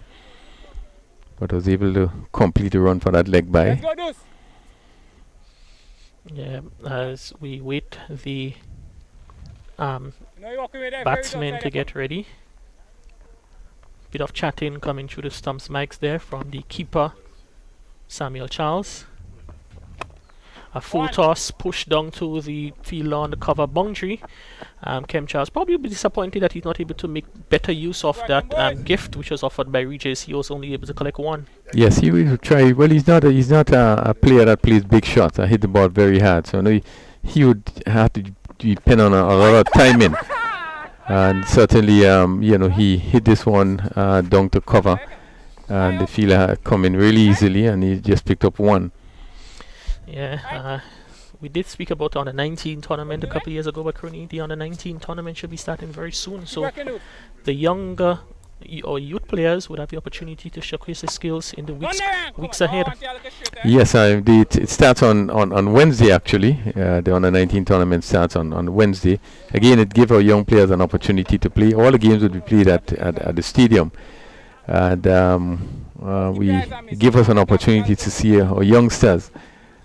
I think when we look back at what would have happened over the last year, we with the players being staffed for cricket, there have been no school cricket, no under-19 tournament, and this is where you probably will see most of your players coming forward. So I think it would be a good opportunity for some of the players to get the opportunity to really play at the National Stadium come next week from Wednesday. Yeah, it's also been unfortunate in terms of the last year, as we see two leg buys? Yeah. 2 leg buys there to complete the over. So after 18, it's 102 for 7. Just to make the point that our youngsters, they have been the one who have been adversely affected by the lack of cricket being played, because our under 15 team a couple of years ago, which went to the Windwards tournament, I think we got 6 or 7 picks on the Windwards, 7 picks on the Windwards under 17 team, including there was the twin brothers, Regis brothers from Rukane, who we were expecting to go on to the West Indies tournament and do well. That tournament had to be cancelled because of COVID. They would have also missed on the 15s tournaments last year and on the 19s. So we know that those brothers and the likes of Rion Mitchell and others, they're looking for on the 19 this year so that they can play some much and long overdue cricket. This one is hit down to backward square as Peters continue the 19th over. St. George's 103 for 7. And the right-handed Charles back into strike. He's on 33. Daniel on 7. And this one he's hit again. The timing is not there. The hit down to the fielder midweek. There's going to be trouble here. Look, will be a run out. Yes. And he will. Judge should be out now. Run out. Coming back for the second one. The throw came in from Jerron Noel. A bit of fumble from Samuel Charles, but he still was able to get the ball back into the stumps. Quite suicidal, I would say, a bit from Charles, but at this stage of the innings, he was looking to farm as much of the strike as possible. He goes for 34, and St. George's now the 104 for 8 inside over number 19. Yes, yes, it was. It looked dangerous from the time they started the second run, and really, good work by Samuel. It wasn't a good show, but really good work by the keeper, who was able to take the ball and hit the stump, and Charles just falling short of the crease. So he goes for 34 run out, 104 for 8 in the 19th over, and as you said, Kerry had to take chances and really were looking to regain the strike. Yeah, can't fault him for that, but it was a good hand there from Kem Charles. He's always likes playing against his home parish, resident of Rukane in St. David's, and he normally, when he plays St. David's, from experience you'd have seen in this tournament, the prior match, and also in the Super 50, he certainly pumps up his performances when he comes up against the Virgin Parish. I think he relishes playing against St. David's. He really, he take it really, really serious, and he like to challenge the players. He's just this sort of player. Once he was in the mix in terms of what happened in St. David's. I think the parish team at the time, he was not able to make it, and he came to St. George's, and it was a good thing. So he get involved, and now he in a position to compete against his counterpart. Yeah, I know there is a lot of persons who share different views that if you're from one parish, you're obligated by that fact to play for the parish that you're resident from. But the thing with St. David's parishes like St. David's and St. Andrews, they have so many cricketers in those parishes that players who can't really get into those squads look for opportunities elsewhere. So you'll see some of them migrating to other parishes to play, well, not physically, but migrating in terms of their playing career and to play for those parishes. So I think it's good that you can see those youngsters being given opportunities elsewhere to play in the national tournaments. Redhead is off the mark as he played this one down to long off, so completes the 19th over. St. George's 105 for 8. Daniel on 7. Redhead on 1. And Peters. So far, 3 overs, no maiden, 12 run, no wicket. And Regis, who I think probably going to bowl the last over. Let's see. He so far bowled 2 overs for 5 runs and picked up 1 wicket. 105 for 8 St. George's. Yeah, a match so far which has lost its intensity as compared to those matches yesterday. You can see, I think we can see evidence from both teams that they're just looking to go through the motion. Both of them probably would have been looking to play the second match today, but Crony, when you're playing top class cricket, we certainly expect the players, as Nicholas Redhead hits that one down tongue and connects well for 6. Yeah, good shot, pitch up by Regis, and a good shot by Redhead on the right and hit it well over long off for 6. And the last over, so he would want to take as much as he can get in this over. As we see him there, ball pitch up in the slot, and really the right treatment, hit over long off for 6. This time Redhead gets inside of the line and works it to the onside, where the fielding is done by Ryan John. Powerful throw into the keeper. This hitting the stumps on the direct, and Ryan seemed to be moving a bit gingerly in the field. Probably may not have wanted to exert too much in terms of his bowling. Yeah, probably is not 100% fit, and when you look at a number of the Volcano players, they all seem to be having some little niggles. That he's out stumped there, as again looking to take advantage of anything remotely loose there. And Daniel Lee coming down the track looking to hit some way over extra cover and missed and was stumped. And St. George's lose a 9th wicket for 112. Daniel going for 7. And Regis picking up another wicket. 2.2 over so far. Now pick up 2 for 12. Yeah, as we see the final batsman, Tyrone Charles, strides to the crease. Tyrone, another of those on the 19 players. He would be in action later on in this week. So Crony, one of the beauties of this tournament is that we've been able to see quite a number of on the 19 players come into this tournament, and some of them have done quite well. So which shows that we are able to showcase, our senior players, but yet the future seems to be bright for cricket in Grenada. Yeah, it's very good to see that a number of under 19 players are playing for the senior team. I think one of the areas we probably, this is played down to fine leg, a ball slanting down the leg side, they could go into the boundary. Let's see the signal from umpire, and that's 4 runs. So that well played there by Charles. Just turned it down to fine leg, which is Bacon.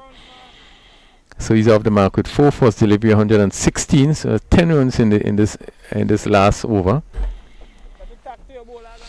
Yeah, a bit badly lined delivery there, and all Tyrone Charles had to do was to get some bat, which he did, and 4 more runs to St. George's. 4 valuable runs now. 116. Bit shorter and faster outside the off stump. Charles is not able to get any bat onto it. So with 1 delivery left in the inning,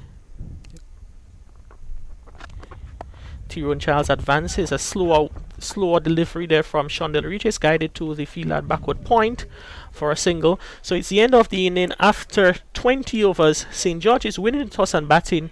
They're 117 for 9. Yeah, and at the end of it, I think St. David's will feel good that they are able to hold them to 117 for 9, although we don't think it was a sort of competitive game that we expected. A bit lackluster. St. David's starting picking up the first 2 wickets for no runs, and really haven't lost the top 4 by 33. And it just seemed to have gone through the motion, and they were able to get up to 117.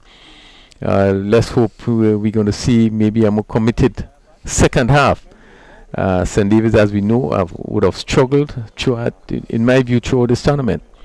Having probably the best score in that semi-final match yesterday of 155. Before that, they scored 142. But really have not really performed the way that we expect them to perform in the tournament.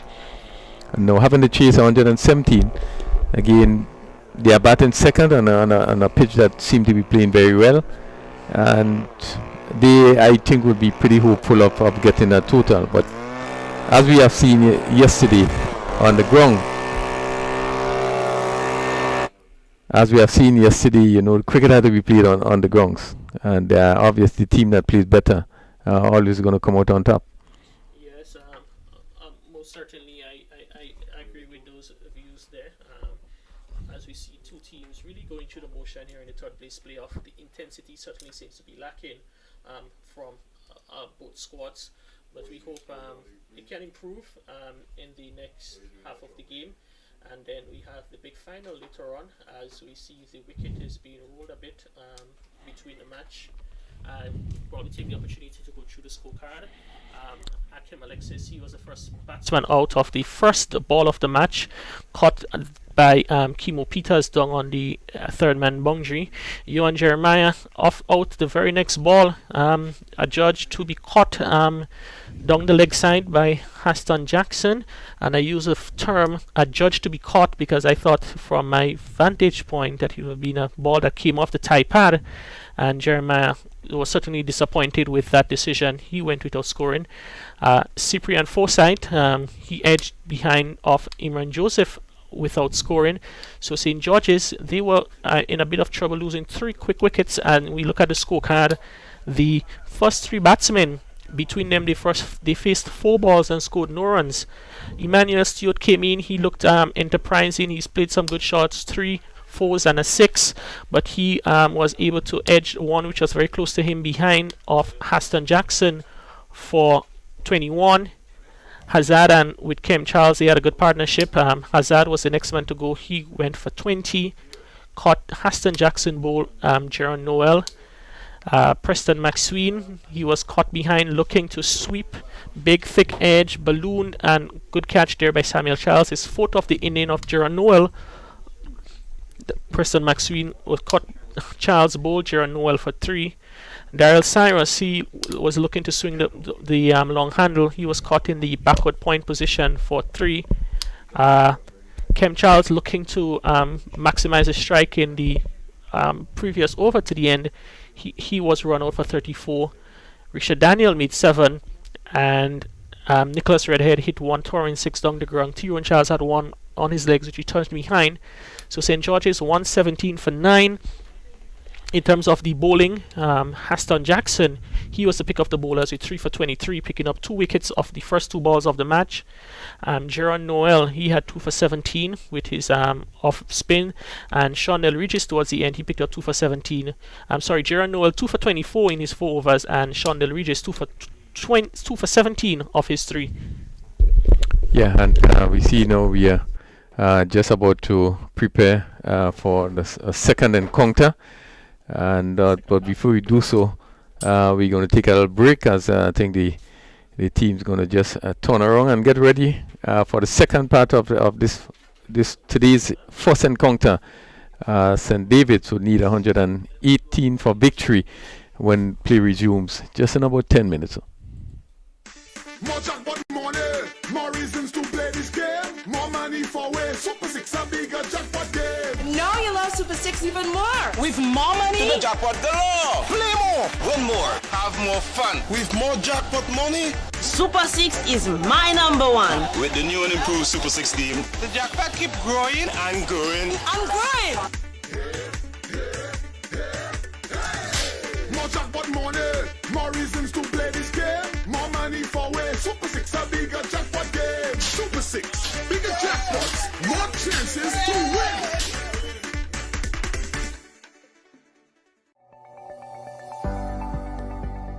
Get Vax. It's your best shot.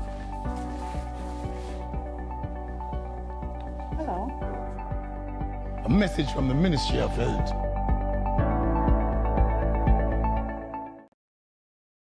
Holy Natural Spring Water is a water for every occasion. On the field of sports, at your workplace, just open the bottle and savor the pure, refreshing taste. Holy Natural Spring Water is produced in Mama Can St. Andrews and is available in all sizes nationwide. To order, telephone 444-7654 or 533-7654. Holy Natural Spring Water, Grenada's purest bottled water.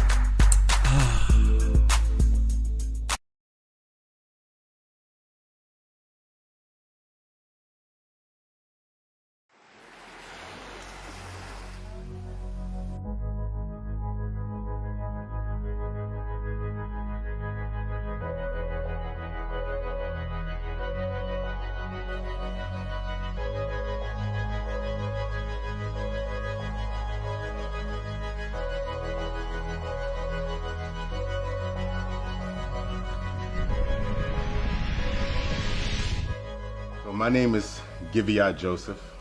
Give a little, give a lot, Giviat. I'm an actor from Brooklyn, New York, and this is my story of being quarantined in paradise. So I came to Carriacou expecting a 30-day getaway, but it turned into a 5-month adventure that changed my life and will live with me forever. When I first arrived, I didn't know how to swim, and I was terrified to be alone in the water. I learned to sail and took part in the 50-year tradition of the Carriacou Regatta sailboat race.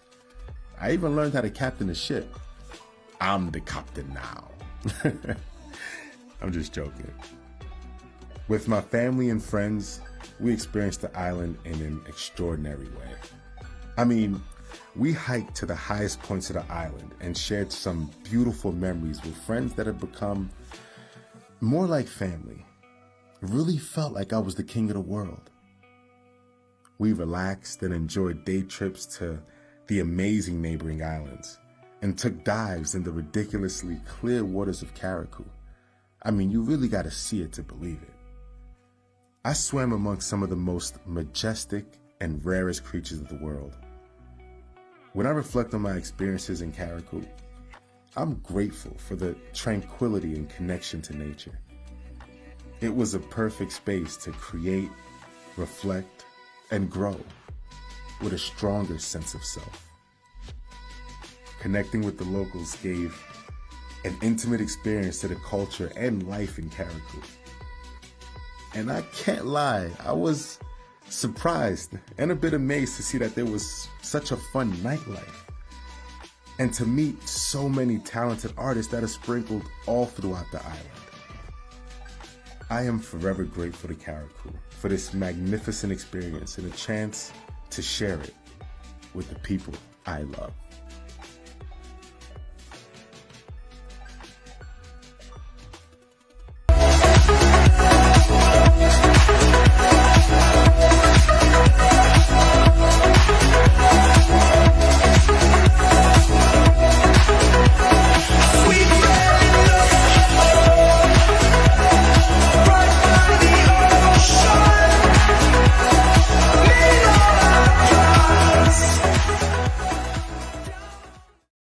Of Grenada, Carriacou and Petite Martinique's diverse marine life and excellent dive sites still have the opportunity to enjoy the Pure Grenada Dive Fest as the 4th edition goes virtual. Following the cancellation of the physical event this year due to the coronavirus pandemic, the Grenada Scuba Diving Association, supported by the Grenada Tourism Authority and the Grenada Hotel and Tourism Association, decided to host a virtual experience for everyone looking forward to the festival over the next 4 weeks. President of the Grenada Scuba Divers Association, Christine Finney, says from the 25th of September to the 25th of October, enthusiasts can follow the virtual action by tuning into Pure Diving's Facebook or Instagram profiles at Grenada Pure Diving. We have a lot of exciting things to talk about, a lot of things to share, and a lot of platforms that we hope we can get people involved in.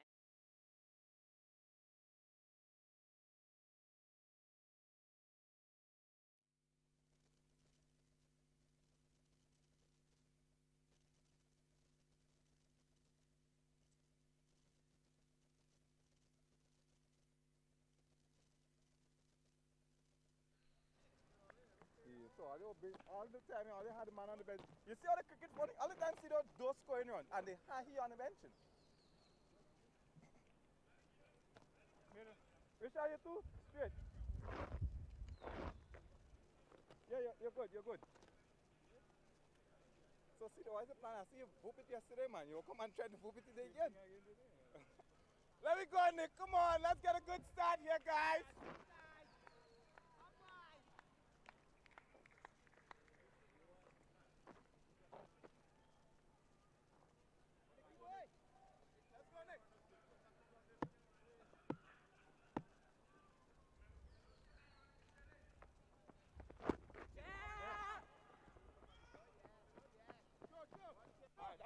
Let me see what's on my hand. You alright, and now left?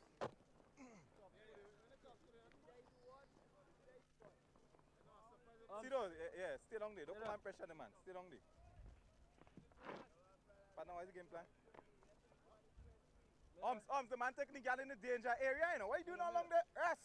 The man in the danger area. Oh. The man down in the danger area, you know.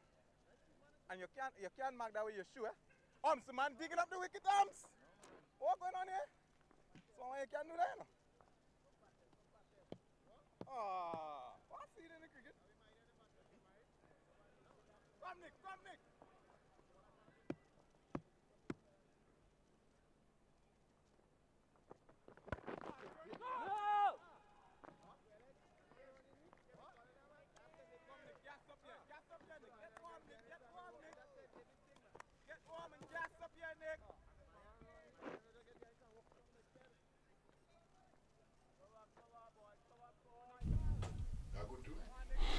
Welcome back, St. David's looking to get to 118 for victory. We are looking at Nicholas Redhead from that southern end. Mahid Lambert, his first game as he push it on the onside, and there's no chance of a run. As look at the field for Redhead. They're now going to push the mid wicket back, probably looking to put forward mid wicket. Let's see the position. Just a forward short leg. There's no slip. A third man, backward point, cover mid off on the offside. Forward short leg. Good delivery by Redhead. A little bit of bounce, and Lambert pushing this one on the offside.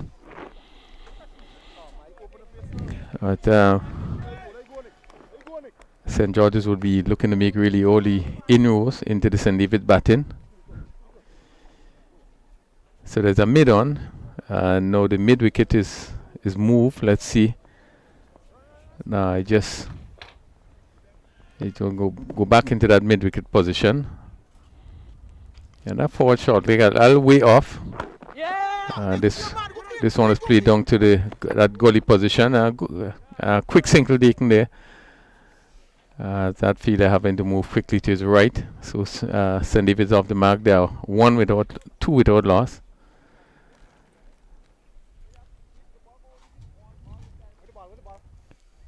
Just a bit of a heavy atmosphere, Kerry. The weather just seemed to be changing somewhat as we look at the hills. We are still hopeful that there won't be any rain. We see some dark clouds coming over the River Roads and Susie Hills above the Prime Minister residence. We see some dark clouds forming, and that's a good short ball from Nicholas Redhead, pulled well by Samuel Charles. Pulled it in front of his face down towards the backward square position for 4. Good shot from Samuel Charles to win the first over. Yeah, good positive shot by Charles. This was a short lifting delivery, and really was in position, but he hit it well, and it went past that backward square fielder and went down to the boundary for 4. So he is confidently off the mark with that shot. Remember in his innings yesterday, he showed some form of confidence. I think was the best knock he had was yesterday. He certainly will want to repeat that today. As it's going to be spin bowling. St. George's will open with spin from the northern end. It will be Kem Charles, a man who is full of confidence. He has 6 wickets in the tournament from 14 overs, 65 runs. So go his strike rate, just economy rate, going over 4 runs and over, 4.5 and over, and his average is just about 10.5. So he's done well for his team when called upon with the ball, and after contributing 34 with the bat, I'm sure that confidence will be high. Yeah, good ploy by St. George's in my view to start with spin from one end. Lambert playing his first game. Looking to put some pressure, St. George's, on the youngster as Lambert comes forward and beaten outside the off stump. Emmanuel Stump removed the bails. Appealing for the stumping there from umpire Mark, who is the square leg umpire, as we see a replay from this one. Went on with the arm. The back foot from Lambert was firmly planted behind the crease. Short and wide, and probably got away with that one, Kem Charles. Lambert looking to cut, pulling away from it. Certainly the pressure is going to be there on the youngster playing his first match. And St. George's, you can see they're smelling blood. Yeah, again, he's beaten outside the off stump. Have waited a long time, have been with the team, from the start of the tournament.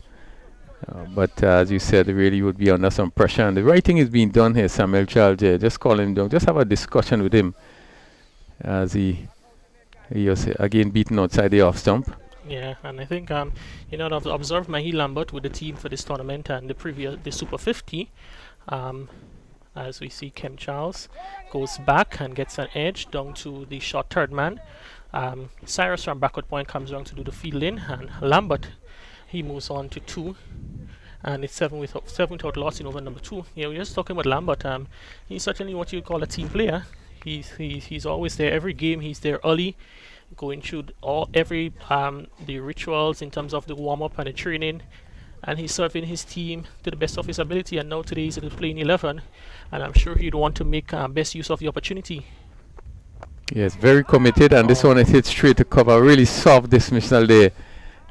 Pitched up, and Samuel Charles again hitting it straight to cover. Alexis picking up a simple catch. Yeah, soft dismissal there from Samuel Charles, looking to go with power instead of looking to hit, time it well.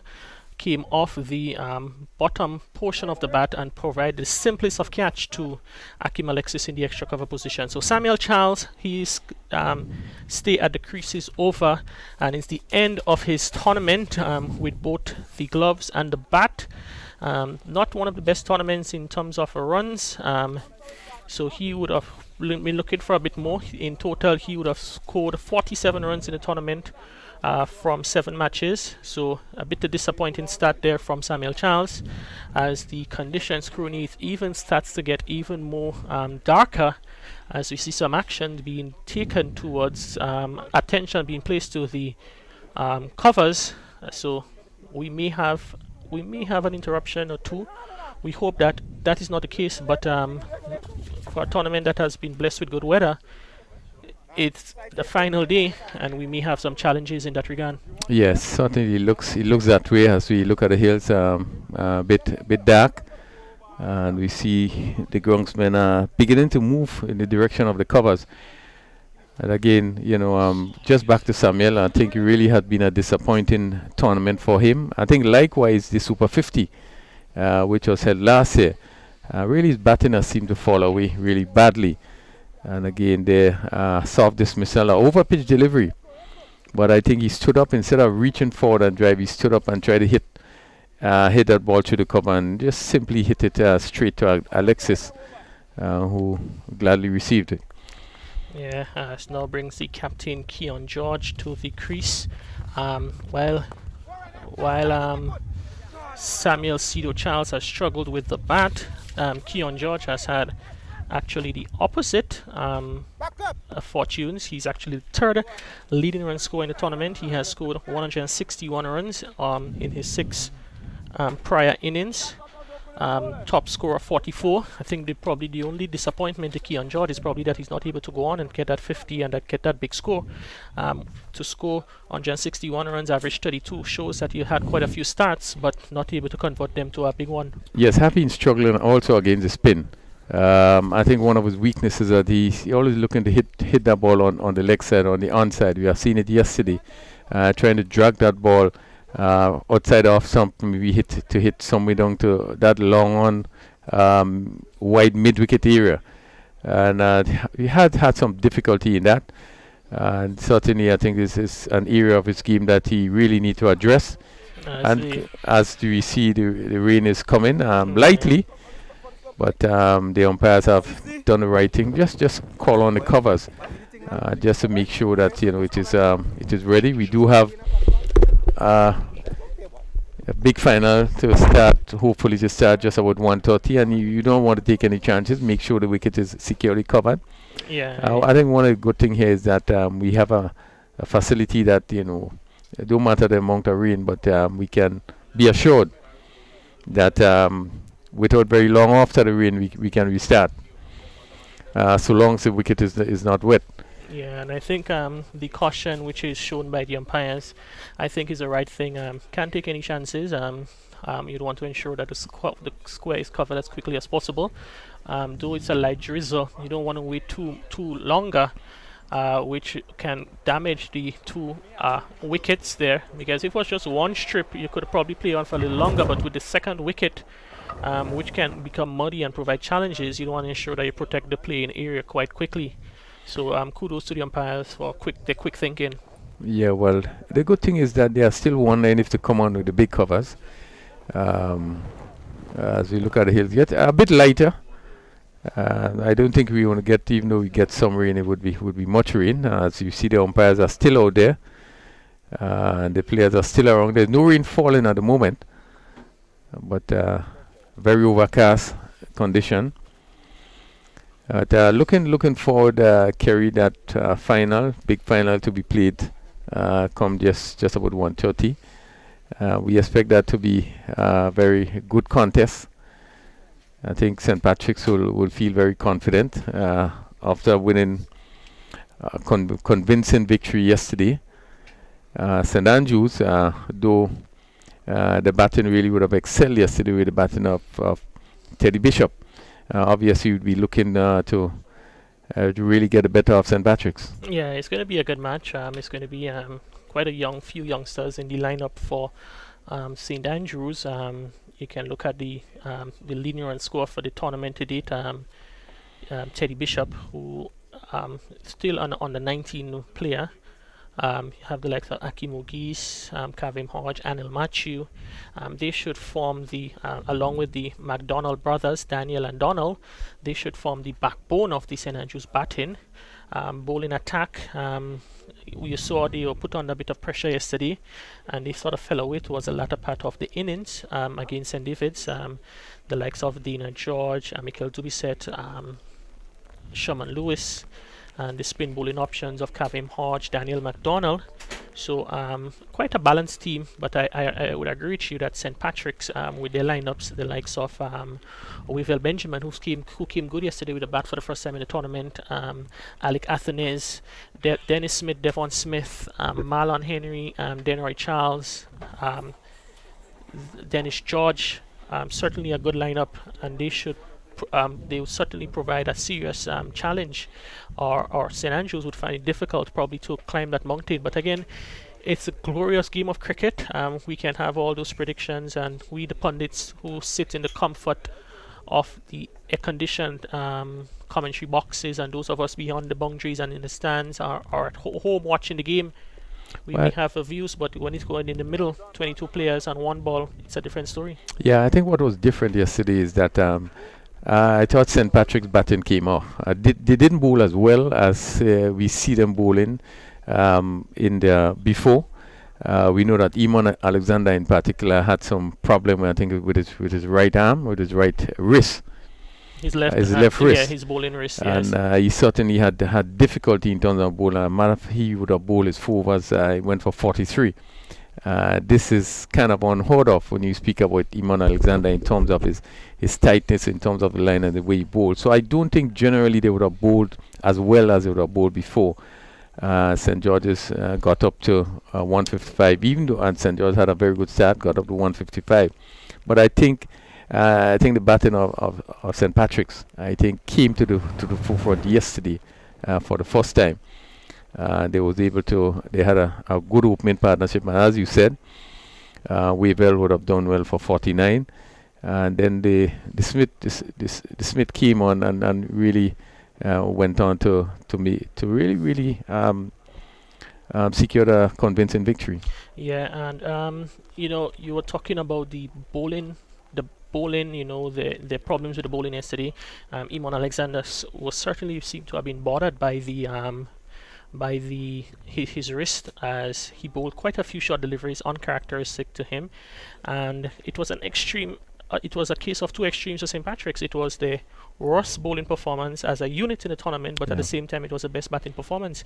And in cricket, it always say that good batting seems to win your matches.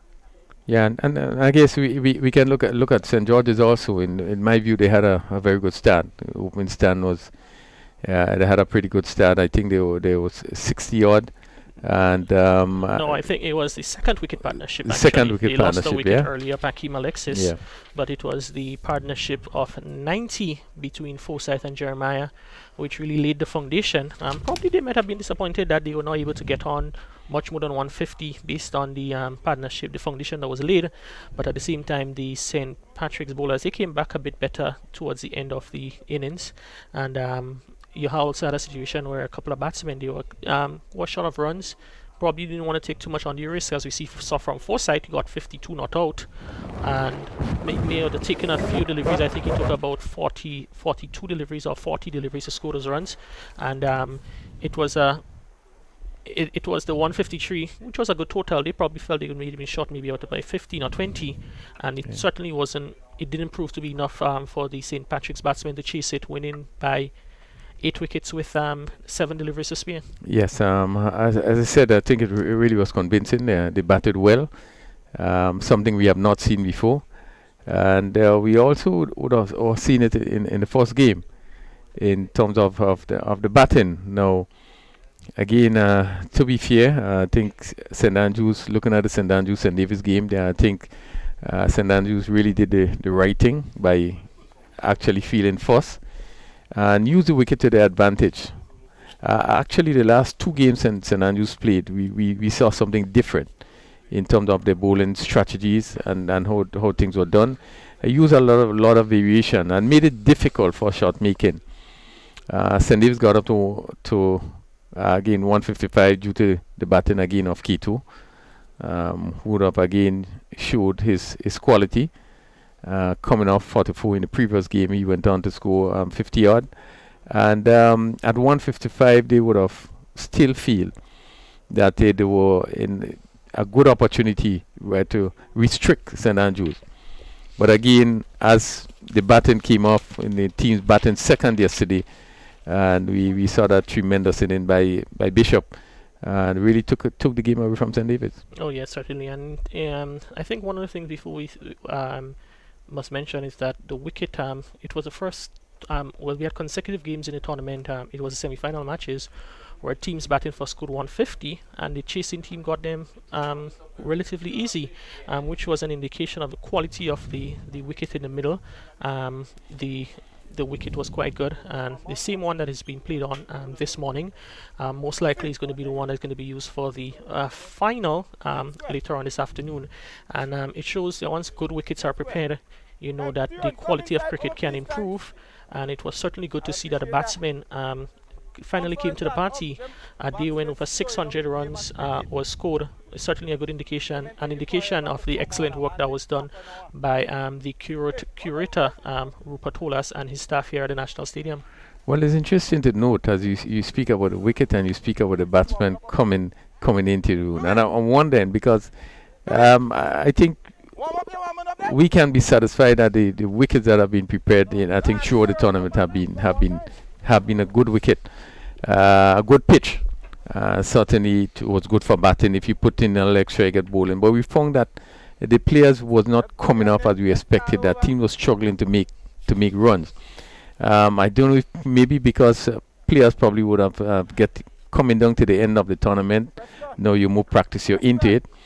Probably would have been in a better position to perform as the tournaments come to the end. You know that is something that is of concern. One will look at that and question why it is that the teams were not scoring the kind of runs that they were expected to score early in the tournament. But again, we are about to begin. The good news is that the weather is fine, it's clear. Still a bit on overcast, but certainly is good, and we are about to restart. 8 for 1 St. David's as redhead. We're going to bowl it George, and this one down the leg side. He's looking to turn loud appeal. Loud appeal as the ball is taken down the leg side. Umpire mark is on move. George looking to turn down the leg side. Yeah, I think it was a situation of what would have happened to you and Jeremiah in the first innings. That one came off the tie of Keon George into the gloves of Emmanuel Stewart, and there's probably also some questions as whether or not the ball would have carried into the stumps, into the gloves of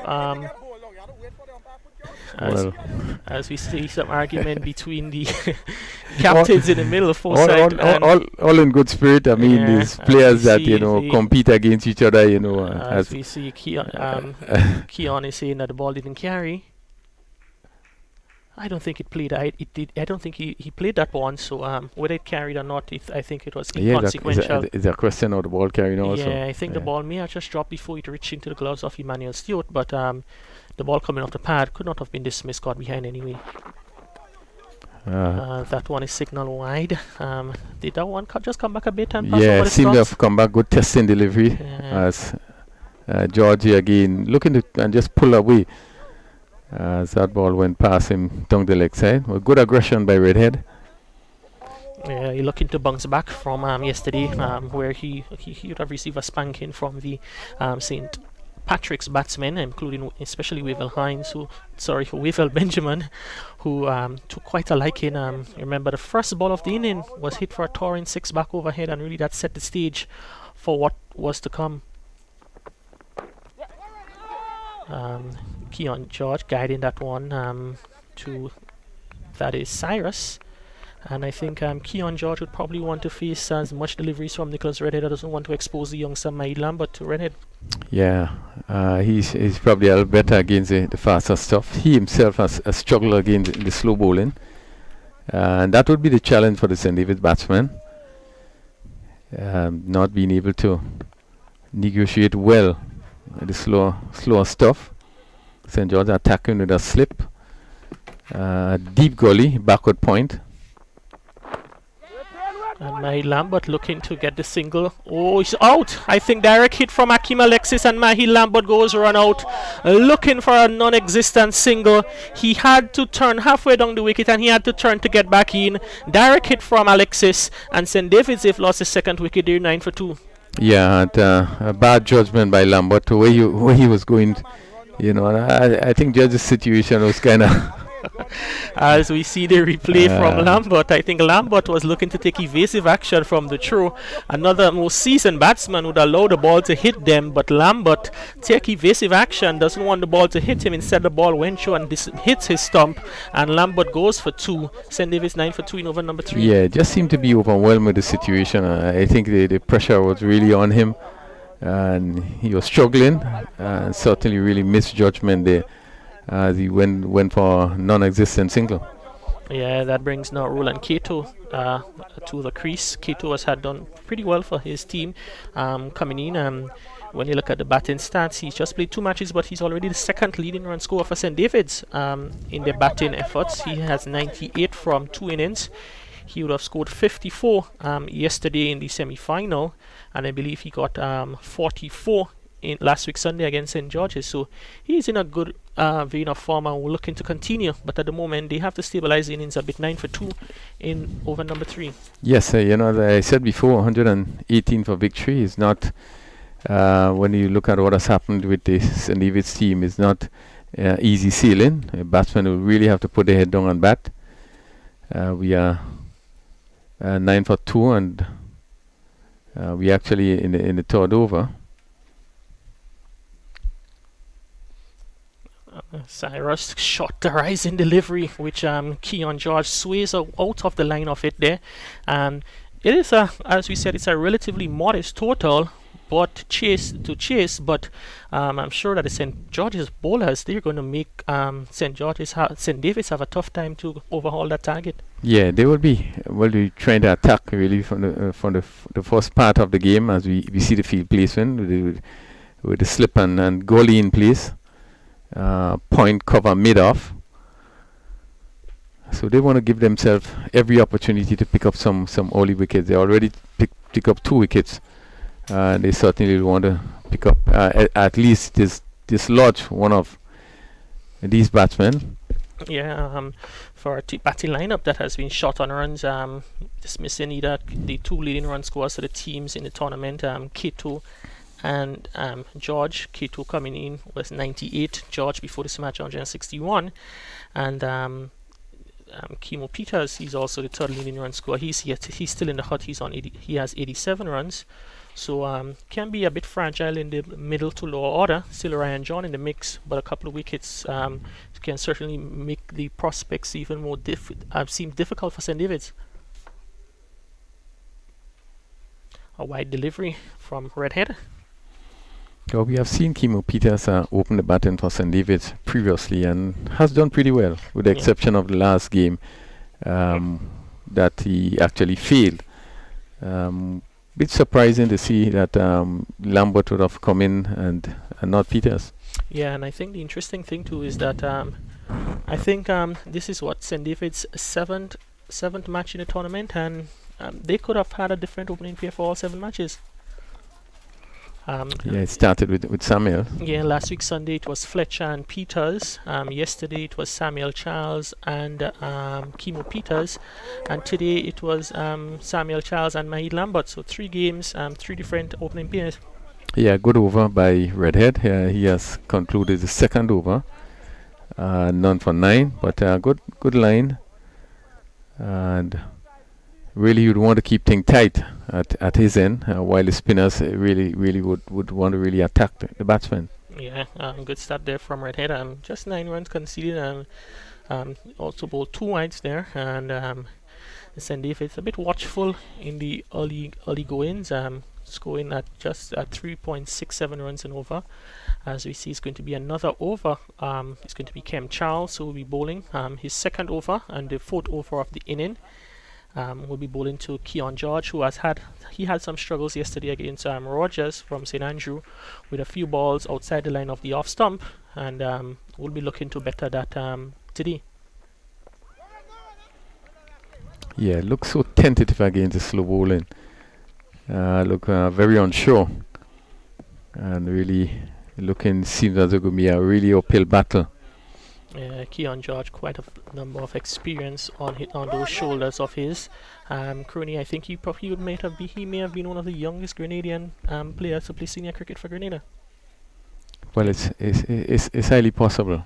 Yeah. Well, no, I think probably Stewart probably would have been younger than him. Well, I think at the time when he made his debut for the senior national team, he may have been the youngest. Stewart would have came in after him, but Keon George certainly one who has been noted to have a lot of talent at quite a young age. Probably those who are around the game may be disappointed a bit that he's not able to go further into maybe cementing himself as a regular on the Windward Islands senior team. But certainly the George family from Westerhall in St. David's, quite a bit of cricketing talent in that family, and Keon George probably one of the most talented of them all.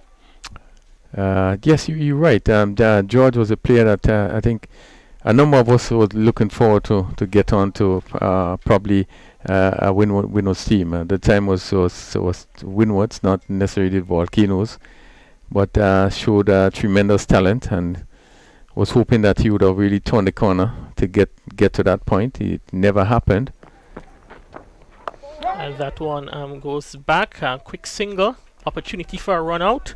The ball goes down to the long on position where Hazard does the fielding, but certainly quick aggressive run in there from the player from St. David's. Yes, quick run taken there, and I think that George was really off the mark quickly and picked up another run. It's 13 for 2. We're in the 4th over. St. David's obviously not having the kind of start with the batting that they wanted. Keon George goes back and pushes it to Kem Charles, not in the most convincing manner, as you would have heard my co-commentator Raphael Crooney mention a couple of times that seems to have a bit of difficulties with the slower bowling. Certainly like it, the bowlers with pace and the ball coming onto the bat, but finds it a bit more difficult to negotiate the slower guys. So Charles bowled 2 overs, no maiden, 4 runs, 1 wicket. Redhead, 2 overs, no maiden, 9 runs, no wicket. 13 for 2, 4 overs. Good start for St. George's. Yeah, certainly a good containing start so far. Been quite disciplined, minus the two wides, which was delivered by Nicholas Redhead. But I think Kem Charles, very smart bowler, and looks to just keep the ball as he advances down the creases. That is Roland Cato looking to knock Nicholas Redhead off his line. I think that one probably would have been hit high up on the bat. Probably Redhead was expecting it to may go towards the field, actually more towards the toe end of the bat. Redhead probably thought he'd have been carried to the field line mid-on. Instead, he just lobbed over his head, and by the time they turned around, the ball was already on the ground. So Cato, looking to throw the big man off his length, found himself in a little bit of difficulty on that occasion. Yes, well, I think probably the pace of the delivery would have him. He swung and he took high up on the bat, and really had no control there, and that could have gone anywhere. Yeah, most certainly. Cato this time just comes forward and plays it short on the offside, looking for the single. But Kem Charles, who attacked that one quite well, denies the opportunity for such. Yeah, looking for the big shot there, Cato. I don't think he was really to the pitch of it. And as the ball pitched and bounced, he tried to hit it probably on the up. But again, not hitting straight. Looking to probably hit somewhere over long on. And was lucky that it just went bouncing just in front of a mid-on would have been. That one is short and wide, and that one is dealt with by Cato. Short and wide outside the off stump. He laced into that one. That one flew over the backward point region for 6, and Nicholas Redhead offering up a freebie there from Cato, which he gladly accepted. Yeah, you doesn't want to give him the room, and this one was, as we've seen, it was wide off the off stump, and really give him the opportunity to swing that bat. And no feeler in the deep, so really it was a safe shot, and it just went over that backward point or cover point, boundary for 6. Yeah, good shot there from Cato. The couple of deliveries ago was looking to attack and hit maybe over on long side, but this time he was able to stand his ground and get maximum of his value of the shot. This time he attacks down the ground, and is that Carty? We seems to may have dropped. He's out. He's given out by the umpire, and very smart catch there by Preston McSween. And Crony, previous delivery, he hit a good shot. This time again attacking down, didn't able to get to it, and Preston McSween took a very good catch low down. Well, I just speak a while ago about hitting straight, and again it was a really ill-disciplined shot. Again, ball fairly well up, but hitting across. Where he could have just came forward and hit the ball straight, you're looking to hit across. And that's the difference between, you look at these players, and you probably look at people like Bishop play. He would hit that ball straight, but he went down looking for power and swinging and hitting it in the air, and a good catch by McSween, who's at mid-on. Just came in and took that catch just before it went on the ground. Yeah, so St. George's, they've seen the back of Kato, who can be quite destructive. Very naughty dismissal there from the experienced and professional player from the St. Davis batting unit. Brings to the crease the left-handed Shondell Regis. So it's going to be a case of Regis and George looking to stabilize the innings a bit for St. David's, losing 3 early wickets. Inside the 5th over, we've seen the situation in the first innings where St. George's lost 3 for 3. Now St. David's, they are 3 wickets with 19 on the board. Well, we see the ill-disciplined play continues. Really, form of immaturity in terms of his play in there. We see him trying to hit earlier in the over. It was hitting high on the bat. He didn't get through with it. Then he hit one over cover for 6, and then he was looking going down the track again to make a big swing. So a sense of discipline in the batting that we have seen on the field just seemed to continue in the batting. Yes, that's one is a short delivery signal wide by the umpire. Had Shondell Regis ducking under it, and it's now signal 1 for the over by the standing umpire Mark. So another extra to the total. And Nicholas Redhead, 3 for 3, has been one of his concerns in the tournament is the number of extras he has conceded. And looking at the statistics for Redhead, as he's about to bowl the 5th ball in this over, full delivery driven to Preston McSween quite firmly. Powerful throw, misses the stump, and Shondell Regis is off the mark. Going back to Nicholas Redhead, it is his 19th wide he's bowled for the tournament, which comes up to just be 3.1 overs. So in limited overs cricket, he's bowled 22 overs, 23 overs, and bowled 19 wides. It's certainly a bit on the high side from the St. George's opening bowler. Yes, he will want to make some adjustment there. The amount of wides here bowled. I must say that I didn't realize that he bowled so many wides. When you look at what has happened for St. David's, Imran Joseph, and also Jackson, they too bowl a tremendous amount of wide. And it's good that we are able to have those statistics so that we can point it out. Sometimes players would meet you after the game and they'll be like, "Oh, you're a bit harsh," and you can think that, but these are things that need to be pointed out, and will not be able to have those information to give you if it wasn't for the work of our scorers. We've had a couple of them for the tournament. Yoel Roberts Johnson, the official scorer for the tournament. We have also have our scorer here in the commentary box with us, Miss Sia Noel, so they are supplying us with that information. And again, we want to thank our scorers, and with the electronic scoring system that we use in Cricket in Grenada, it's able to give you all those statistics. So as promised earlier on, we're going to give you some full statistics of the teams in the week ahead, so you can log on to the GCA page to see how the players would have done, what's the average was like, and all those information will be at your fingertips in a matter of days. As that is Kim Charles, that's another over one, which was a bit close to Shondell Regis. Made some room to cut, can beat Akim Alexis in extra cover.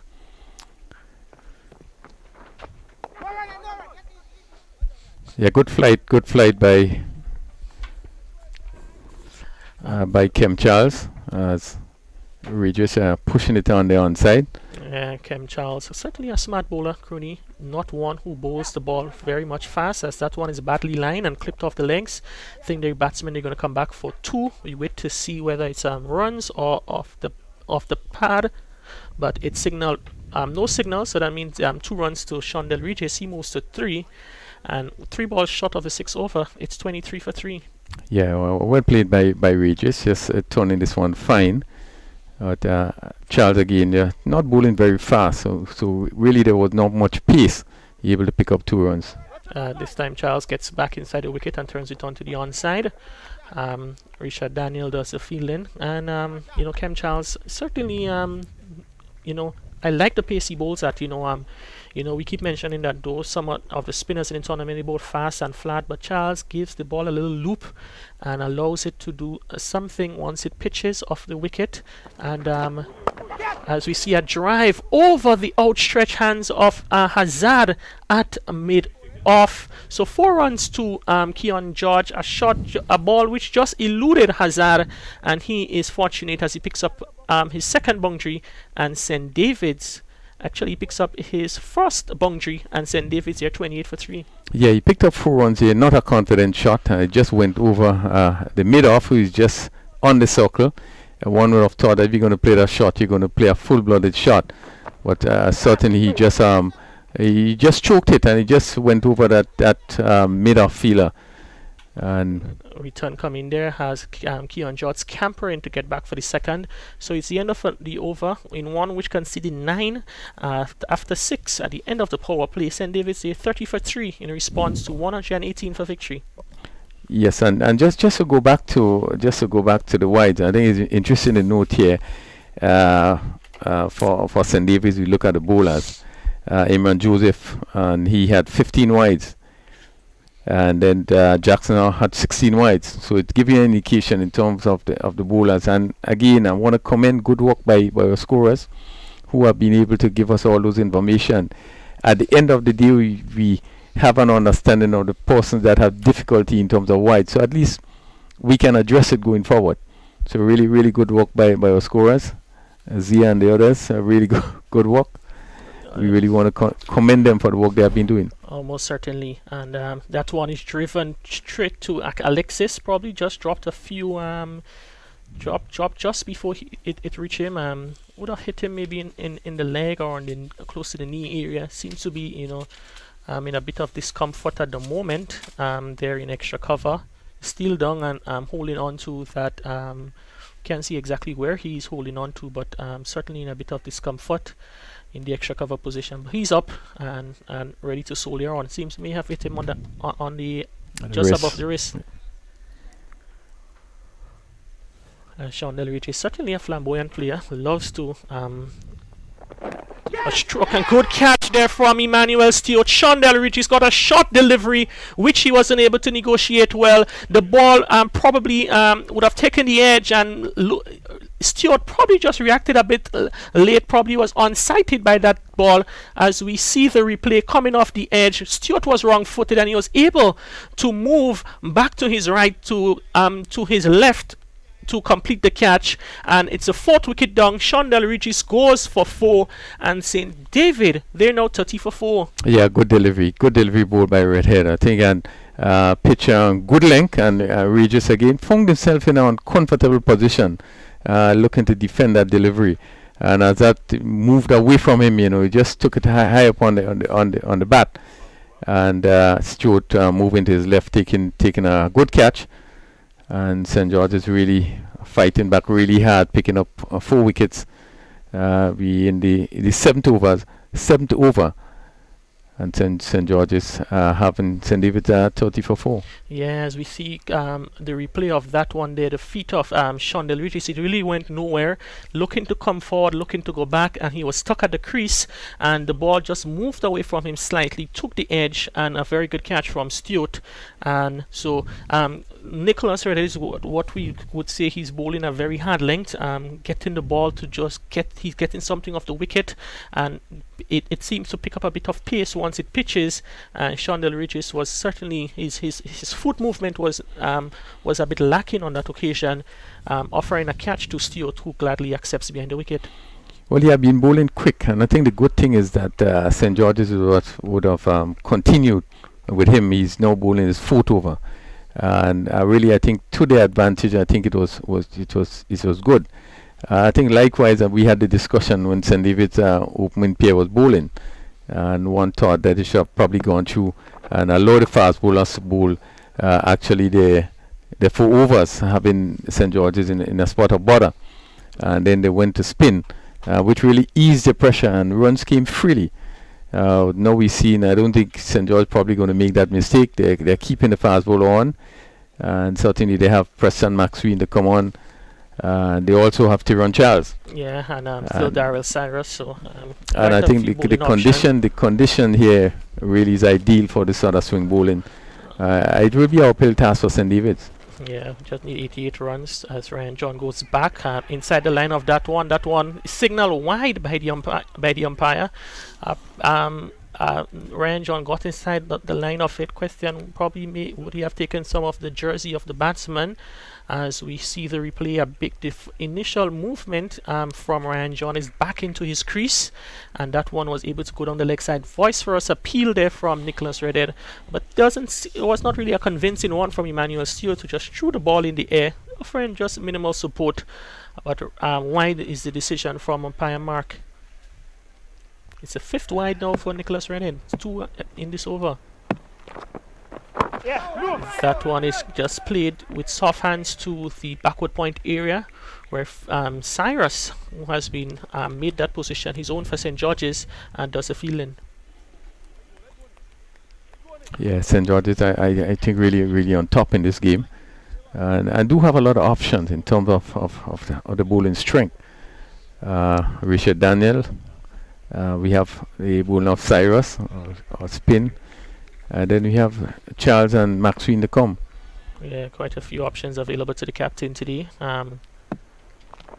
As Redhead, Ryan John is correctly behind that one, playing it onto the offside, where Akeem Alexis demonstrates yet again his footballing skills in the extra cover position. Yeah, good delivery by Redhead. And Ryan John, who haven't done too well. This is his 3rd game, and really haven't done too well. Yeah, aggregator for 25 runs in his prior 2 matches. Yeah, 25 runs. Yeah, so with a top score 17. Yeah, we know that he's a quality player, and I don't think those low or blue patch would last for longer. And instead, what he does, he takes a full toss and he hits it straight to the fielder, Johan Jeremiah, at mid-off. Ryan John is certainly disappointed with that dismissal. Full toss from Nicholas Redhead, hit to Johan Jeremiah, who just backpedals a bit and takes an easy catch. And St. David's, they've lost their 5th wicket with 32 runs on the board. Yeah, and a poor shot, full toss, bad delivery, and just stood up and just hit it to mid-off. Yeah, it's again, Crony, I think it's just a reflection of the overall attitude of the match from what we have seen from the players. Just going through the motion there, a full toss, hit higher on the higher end of the bat, and offers a simplest catch. And Nicholas Redhead returns probably his best figures for the tournament so far. He's 3 for 19 with still 1 ball to go. Yes, yeah. Again, bad shot by Ryan John. Again, just seemed to be totally out of the game today. You know, in terms of his feeling, we saw him dropping a easy catch in for slip. His movements. He haven't bowled in a St. George's inning, and certainly he went out there and really didn't look positive. Getting a bad delivery and just hit it straight to mid-off.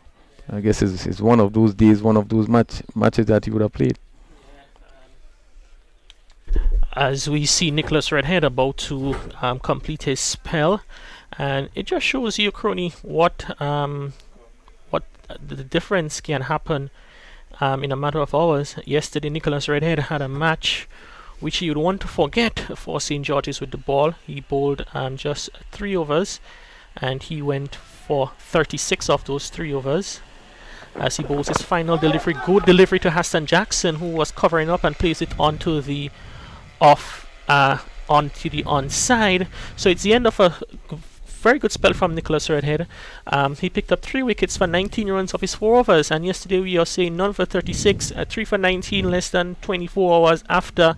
He would certainly feel that this is a better way to end his tournament. Yeah, he certainly will feel much better to pick up those wickets. I think he had 2 important wickets, picking out the wicket of Ryan John. He also had a good one to Regis when caught behind, and key too. 3 really valuable wickets. St. George's in full control now, 32 for 5. St. David's having lost, all the top batsmen. And it really would be an uphill task from here. We had 7 completed overs. Yeah, it's the Keon George, the last of the Mohicans. He has the responsibility on his shoulders now to remain out there. 7 overs bowled, himself and Haston Jackson. We still have the likes of Melvin Gordon in the hut, but I would agree with you, at this stage St. George's will be feeling much better, comfortable with their position in the match. Yeah, still need 85 from the last 13 overs.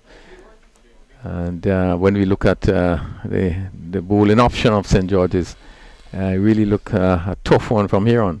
Yes, Kem Charles to bowl his final over.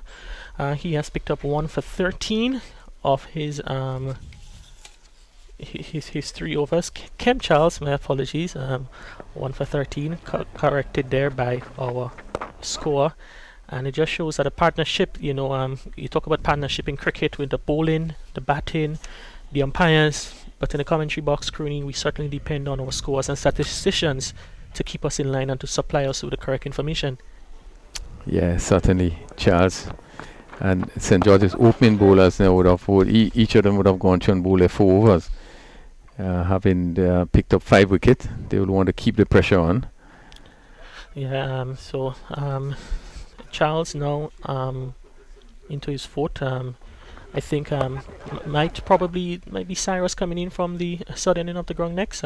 He has bowled, I think, if not most, but all of his overs from that end, and may turn to either Preston or Tyrone to take up the action here. Well, they have St. George's have so many options, and the condition is really good for seam bowling. It's a sort of condition that the faster bowlers should relish to be able to move the ball about. And they have the option of Maxwell, Tyrone Charles, and also the spin of Daniel and Cyrus. As we see that one, that is Jackson came inside the line of that one and turning it behind square, where the crossover for a single. So just again to keep reminding you that the final was downstairs during the break of the innings, and I've seen that both players from both teams have started to arrive for that big matchup. Devon Smith, he's down here early, so too is Dennis Smith, and a number of the other players from St. Patrick, and a few from St. Andrew there on the ground. As the end of the spell from Kem Charles, a very good spell from Charles, 1 for 15 from his 4, finishing the tournament on with very economical figures, as he would certainly feel that he's made a contribution to his St. George's team for this tournament, and kudos to Kem Charles on a good performance. Yes, really a good performance today. He got 34, top score for St. George's, and as common bowl is 4 overs, and picked up 1 for 13. Really have been a good outing for him. 1 for 15 in his 4 overs, and really helped to put a stranglehold on St. David's batting. 34 for 5 after 8 overs. Yeah, as we see, it's going to be as predicted. I would have predicted in the previous over. It's going to be Daryl Cyrus, the leg spinner, coming in from the southern end of the ground. And again, we just want to pay kudos to our viewers who are watching us from all corners of the world. I see a message there from Mr. Harold Paisady. He wanted to say hello to your Rafael Crony and company, and he's letting us know that he's looking on and enjoying the moments.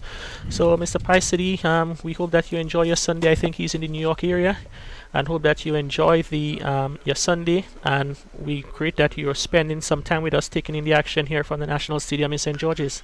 Well, it's so good to hear from my old good friend Harold Paisady. Happy to know that you are with us. We do hope that you stay safe in this difficult time and continue to follow us, continue to be with us. As we look to do a bit for cricket here in Grenada. I know you probably would have loved to be in the Spice Isle at this moment. That's what? Whoa. Jackson looking to make some room, and that ball was just speared in by Cyrus, and he was in certainly a bit of a discomfort there as we see that one from Cyrus pitching on leg stump and continuing the angle down the leg side, and Jackson again, he survives that attempt. Yeah, quicker delivery by Cyrus. Again, you're looking to make room to play on the offside, and it really rushed into his pad. Hit the outside leg stump. And again, we've seen a variation from Cyrus. Always willing to use the quicker deliveries. Yeah, and Cyrus probably hasn't really developed or has confidence in yet bowling what we see the wrong on, but what he does is that the leg break, the one that goes straight on, he bowls the one that goes straight on, and he also bowls a varying pace, and he has had some good success in the tournament as this one is faster and flatter to George outside the off stump and signal wide by the umpire. Cyrus, I think he is the 5th leading wicket taker in the tournament to date. He has picked up 9 wickets from 5 matches, as this one is clipped off the legs down to long on by Keon George for a single.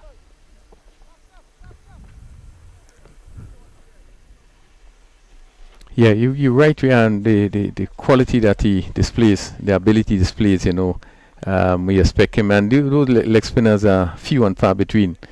He's a player that really a lot has been looked forward to, but has not really come up. Hit firmly back to Cyrus. Can really feel cleanly into his in his follow through. Hit with some speed, and he was the ball was able to trickle behind, and the batsman crossed for a single. Yeah, he was a player that was spotted very young. I think still at the school level. Toured Australia very early. Yeah, I think he toured Australia with a development on the 15 team. Tony Harford from Trinidad, and he was spotted really early, and a lot was expected from him, but really didn't come on as was expected. Yeah, now he's think he has sort of regained his love for the sport of cricket. May have been distracted by other things in life. As young men, there's all these competing interests.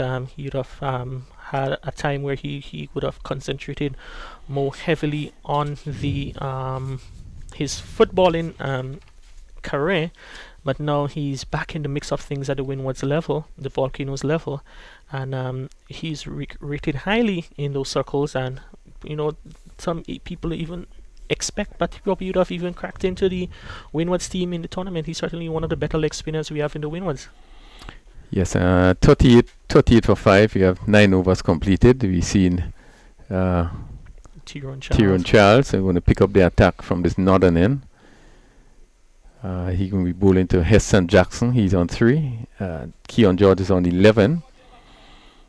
St. David's having lost 5 wickets for 38 in 9 overs. Really would be a really uphill battle from here on. Someone who certainly will have to play exceptional inning. Well, they still have the captain there in the middle, who has been successful for them through the tournament, Keon George, and he's coming in today. He's had 161 runs, and if he had his 11 today, he's 172. They'll be banking on him there to remain till the end, as this one is played out to the offside by Jackson. Certainly look a busy batsman and looking to get those, looking to play the big shots. Not connected cleanly on a number of them, but his intent is clear.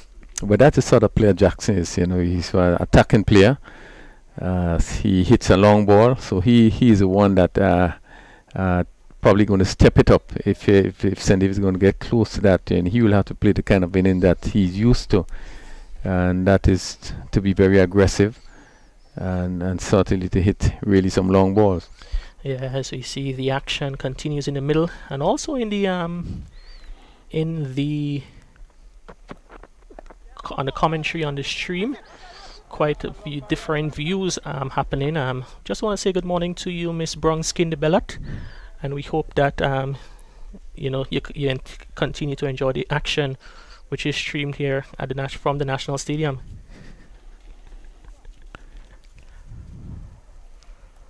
Yeah, I think the captain Keon George really would be hoping that you're going to see the sort of innings from Heston Jackson that he can play, but they certainly need a partnership now.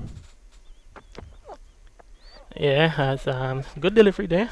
Jackson playing over that one as the ball passed between the bat and the pad, and Crony.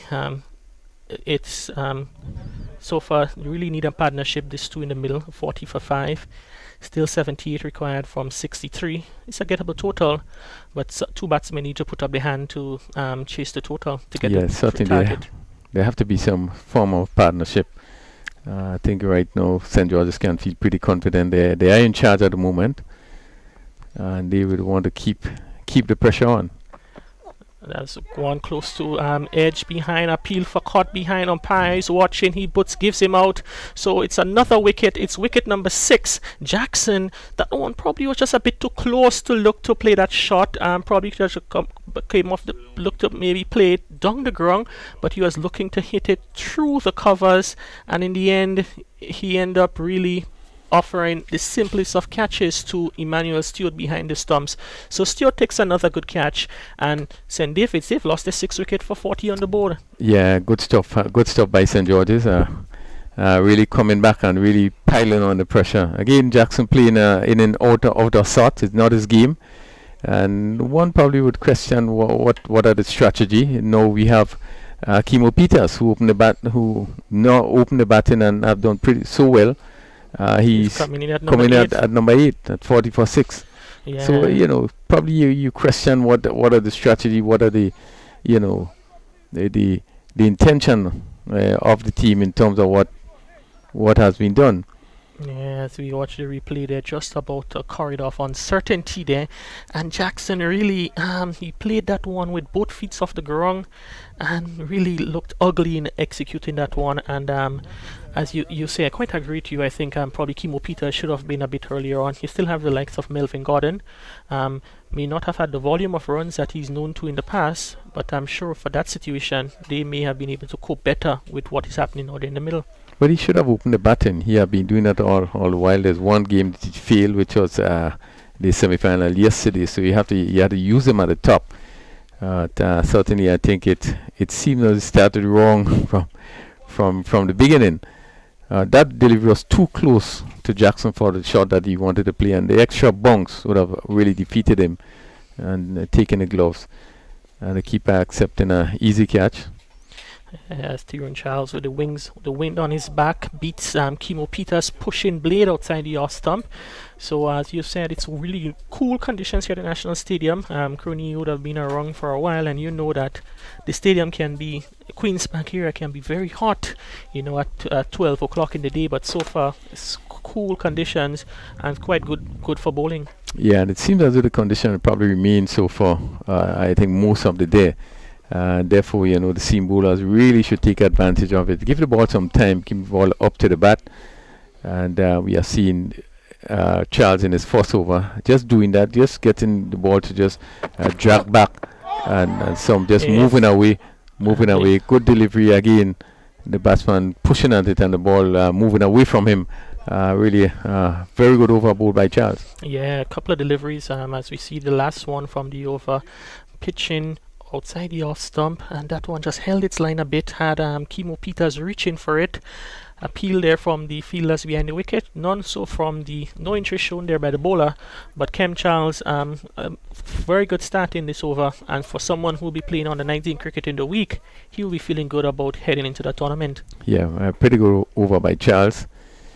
I probably would have been tempted to maybe bring Maxwell from the other end. Looking at the condition and what is happening, at 40 for 6, you probably just want to finish it, but that's not the thinking of St. George's as Cyrus continues. Cyrus gets one hit firmly back to him, which he doesn't collect cleanly, and Keon George goes through for a single. And as you said, the captain, he has the luxury of so much options that he's deciding to stick with his leg spin bowler from the southern end, and I think Preston probably prefer maybe coming from the northern end of the ground, maybe using the wind to keep to his advantage, maybe shaping the ball into the right or taking it away from the left-handed batsman. Probably he has done a lot of work, and based on the situation St. George find themselves in, might probably just want to take a break and just allow the spinners to continue doing what they're doing. They're keeping things tight. That's a very good shot there from Kimo Peters. A full delivery hit past Alexis in extra cover, and it passed him before he was able to blink. Certainly a good shot from Kimo Peters. Full delivery, full toss, and correctly dealt with by Kimo Peters. Yeah, good shot. Full toss, given the treatment, hit down to extra cover, and the fielder really didn't have a chance. But confident shot by Peters, picking a gap. That time Peters gets one thrown up even further by Cyrus. Quite a loop on that one, looking for that big booming drive through the offside, misses it and cannons into the pads of the wicketkeeper. Yeah, what was necessary again, this one is hit down to long off, and the batsman going to pick up 2. Again, the lack of the foot movement. The previous ball tossed up and just had to step out and meet it on the full toss. He stood up and looking to drive, and just beat the bat.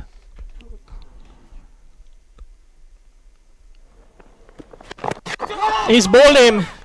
Kimo Peters looking to hit on the onside across the line of the ball.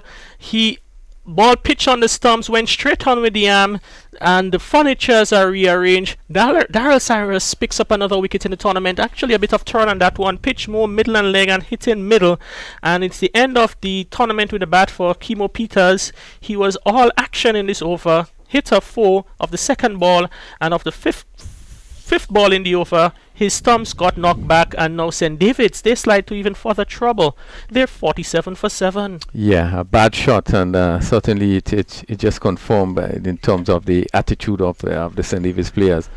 I think all the batsmen, really irresponsible shot, poor shot. Ball pitch up, and easily could have been just choked down on the onside. And again, he looking for a big swing. And really, it seems as though the wheels have fallen off, and really, we have seen really immature batting by the St. David's team. And really, it just confirmed what we would have seen on the field. You coming into a game, picking up 2 wickets very early, without no one on the board, and you want to pile on the pressure. Well, that didn't happen, really. And certainly at 33 for 3, 33 for 4, you're top 4.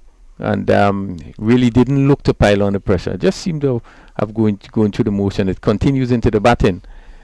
And at 47 for 7, St. George's really has come back and taken full control. Yes, it's going to be Daryl Cyrus to bowl to the new batsman, Melvin Gordon. Melvin Gordon coming in at number 9 for St. David's, Griffith Crooney. Certainly 10 years ago would not have been you would not have thought a position that Melvin Gordon would be batting. Yeah, certainly. He's also one player that showed quite good promise. Did not go on, and they probably just left the game for a while also. As that one day overthrow is St. David's, they would receive from that wayward throw there from is that Tyrone Charles. So 2 more runs to St. David's, and at the end of over number 11, 50 has been registered on the board. 73 runs they took to get it, 3 4s and 1 6, but in the process they've lost 7 wickets. Well, St. George's continue to keep a stranglehold on St. David's. They are 50 for 7. We had the 11 overs completed. Keon George is on 13. Melvin Gordon just coming is on 2. And really from here I see difficult for St. David's to get up to that score required of 118. Yeah, most certainly 68 required of 54. Still in the gettable range, going to need to score at 7.56. They have been scoring at 4.55. But with 3 wickets in hand, Keon George and Melvin Gordon at the crease, they will back themselves. But we know that there is not much batting left in the hut, as we see some beautiful shots of the hills of Dabo which sits above the National Stadium, and it's certainly a picturesque view, and it's always a beautiful sight.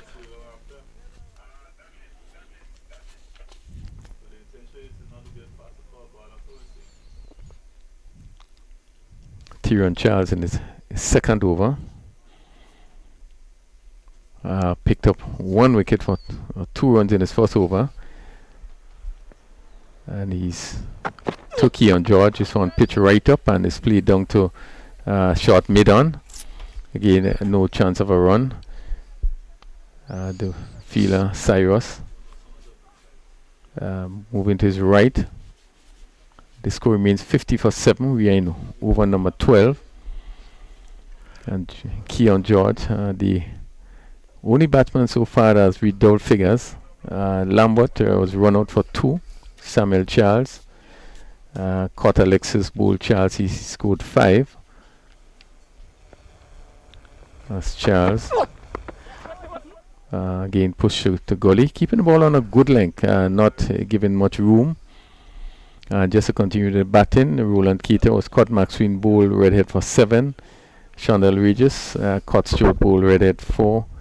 Ryan John caught Jeremiah Bowl redhead, no score. Hassan Jackson caught Stuart Bowl Tyrone Charles for 4. Kimo Peters bowled by Cyrus for 6. Gordon not out 2, and Keon George not out 13. A short delivery which had Keon George ducking under as it signaled 1 for the over by the umpire. So a bit of aggression there shown by Tyrone Charles, just to alert the batsman Keon George that he has a short one and he needs to look out for it. As we see the still overcast conditions, a few more dark clouds lingering above. For the sake of this remainder of this match and for the final, we hope that it passes by us, as it's going to be a big one later on, and we hope that we can get all 40 overs allocated for that match in. Yeah, it seems that I feel confident that the weather going to be fine. It really probably may not be the best weather, but good for cricket, and having the sort of facility here, but we feel confident that we'll be able to have a good finals. Yeah, as that is Tyrone Charles continues to bowl a good over, so far 5 dot deliveries, and looking to keep the pressure on against the St. David's captain. So far he's 1.5 overs, no maiden 1 for 2, and he will be looking to finish strong this over.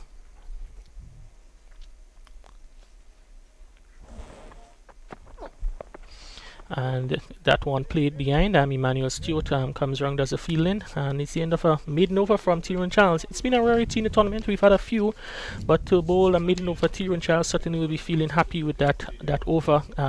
Bit watchful there from the captain Keon George. Yeah, good over. George again not looking to do anything rash.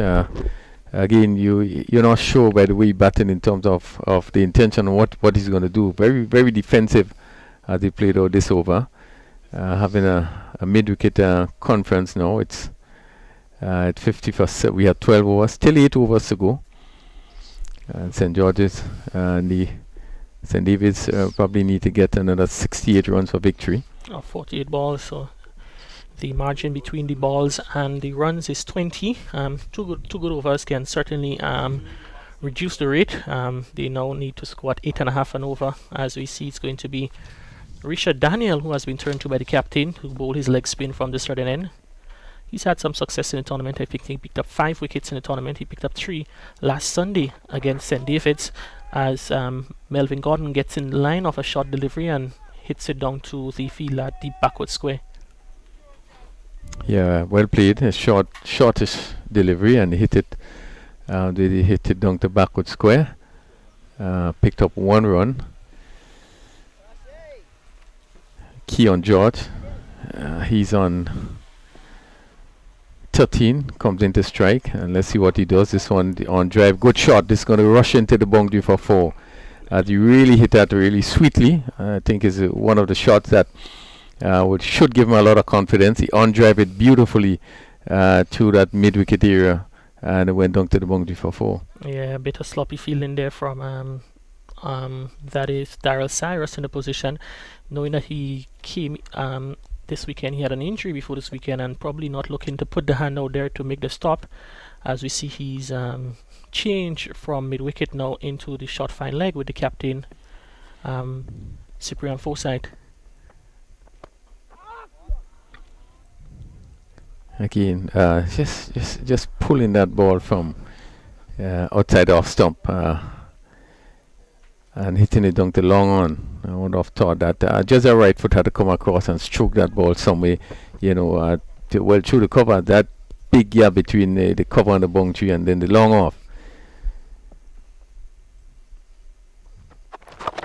And Melvin Gordon gets in line with a short ball and hits that one over the backward square for 6. Short ball from Isha Daniel, and Melvin Gordon treated it with the disdain that it deserves. 6 more runs to Gordon. He moves to 9, and St. David's 62 for 7. Yeah, good shot by Gordon. Get it full treatment it was short, and really give it everything, and it went over that mid wicket backward square for 6. This time this one is thrown up outside the off stump, played to the fielder. Direct hit there from the fielder Tyrone Charles in that position, and there is no run. It's 62 for 7, and this pair will have to continue for quite a while. Yeah, I think it's the last serious recognized pair they have there. You still have the likes of Imran Joseph and Jaron Noel in the hut. They are no slouch with the bat by nature, but I think St. David's will be depending on those two to get them across the line.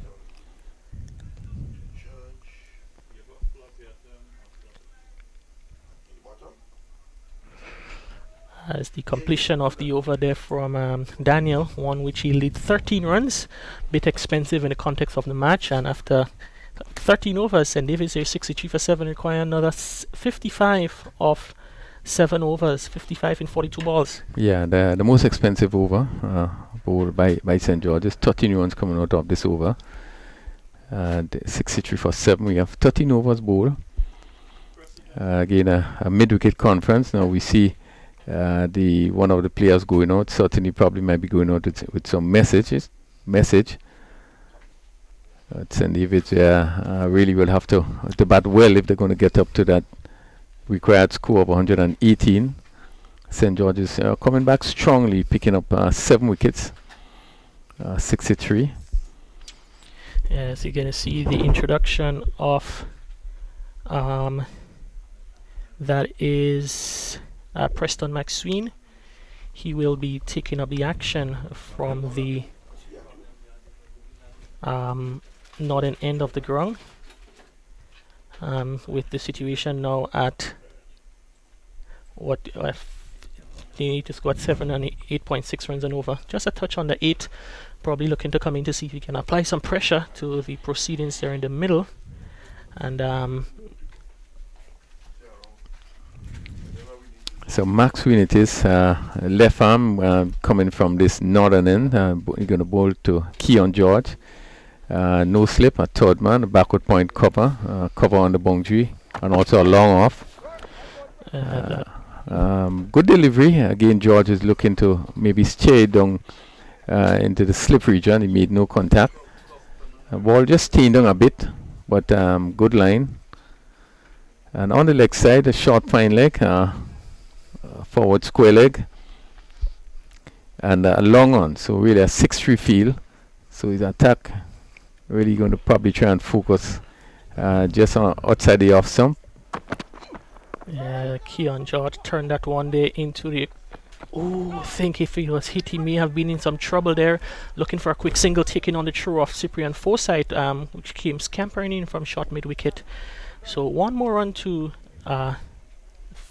George, he moves to 19, and St. David's now 64 for 7. Yeah, good work by Forsyth. He just coming in and picking up there, and certainly if he hit there, probably would have been very close. Well, one more to Keon George.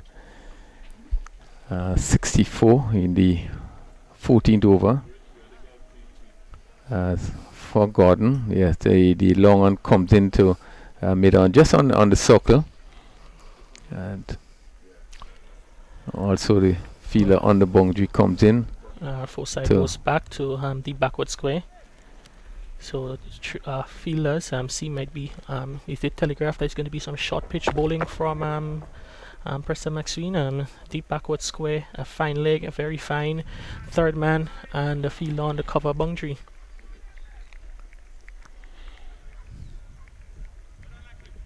And with off view on Jeremiah, he's back on the long off boundary. Mid-on is inside the circle.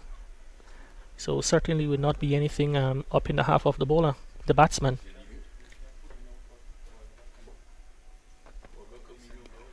And he turns it behind square. Gordon runs the first one with a bit of urgency, looking for maybe a second.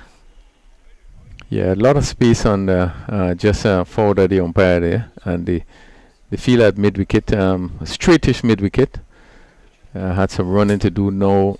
Forsyth comes into square leg, just to the right of the umpire. The mid-wicket goes back on the boundary, the long one goes back on the boundary.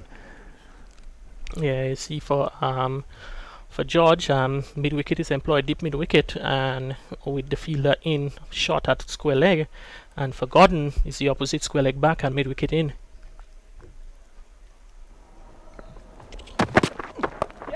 And that time clipped off the legs, fine, that's 4 runs. He was able to beat the fielder in fine leg. So good shot for George. He moves on by 4, and St. David's 69 for 7. Yes, strained down the leg side a bit, and George was inside of it and just turning it down to a backward square, which is vacant. Just have the square leg by the umpire, and then next short fine leg. So it beat that gap and went down to the boundary for 4. Preston McSween continues.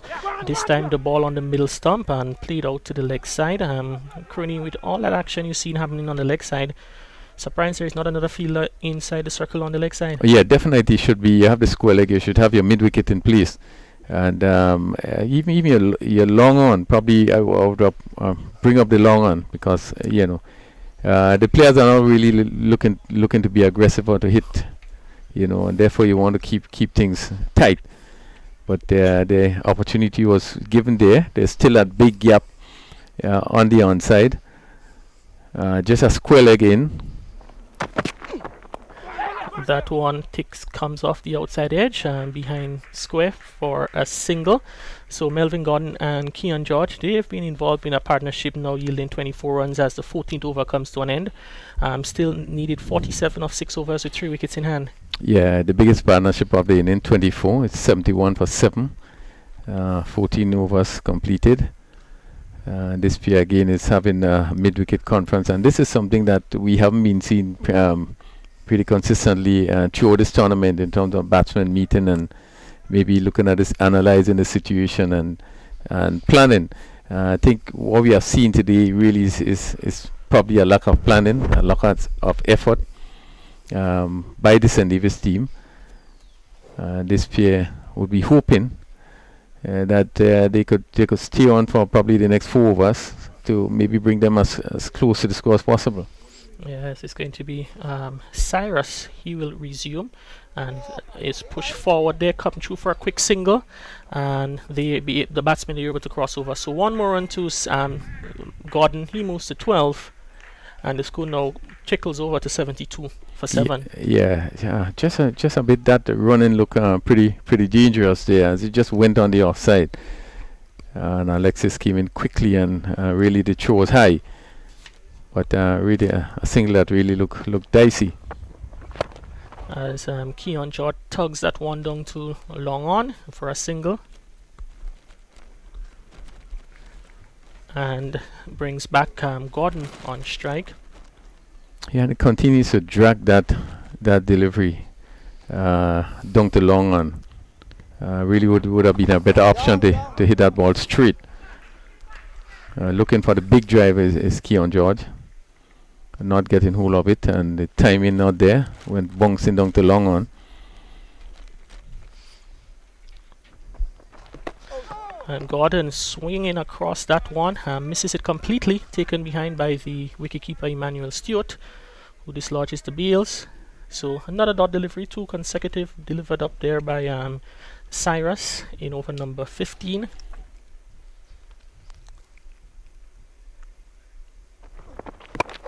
Again, Gordon drives firmly down the ground for another single, and Rooney even seems to be getting a bit even more darker lately.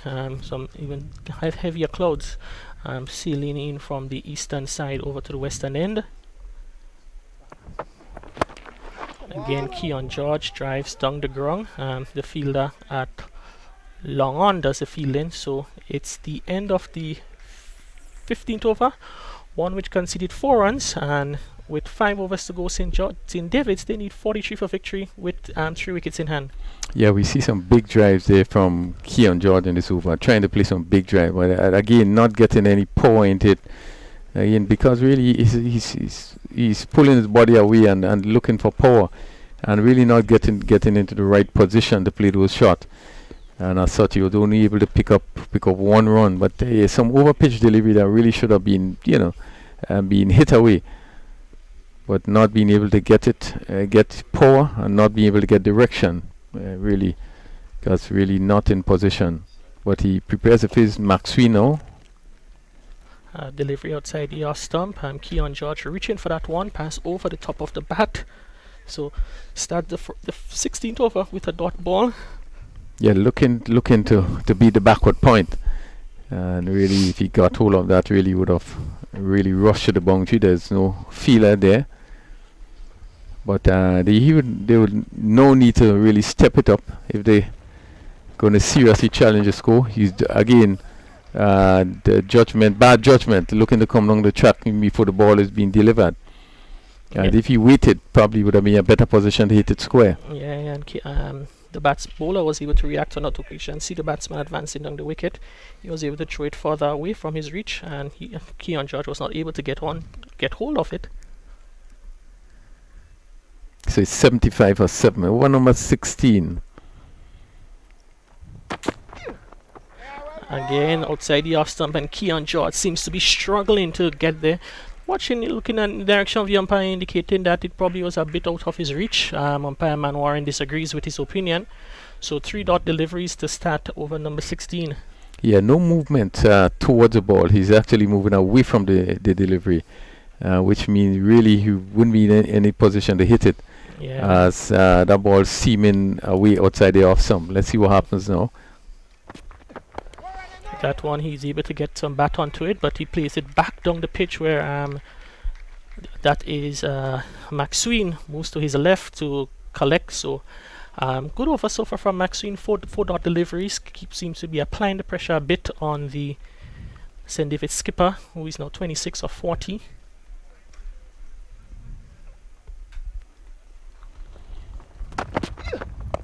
And again, mistiming that one, hits it down the ground. He's able to get a single, amble through for a single.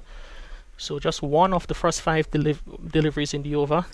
Yeah, and will continue to find difficulty to time the ball. His timing was way off as I want when bouncing back to just past the bowler. And he picked up a single, but he's struggling to get the ball away. It's George.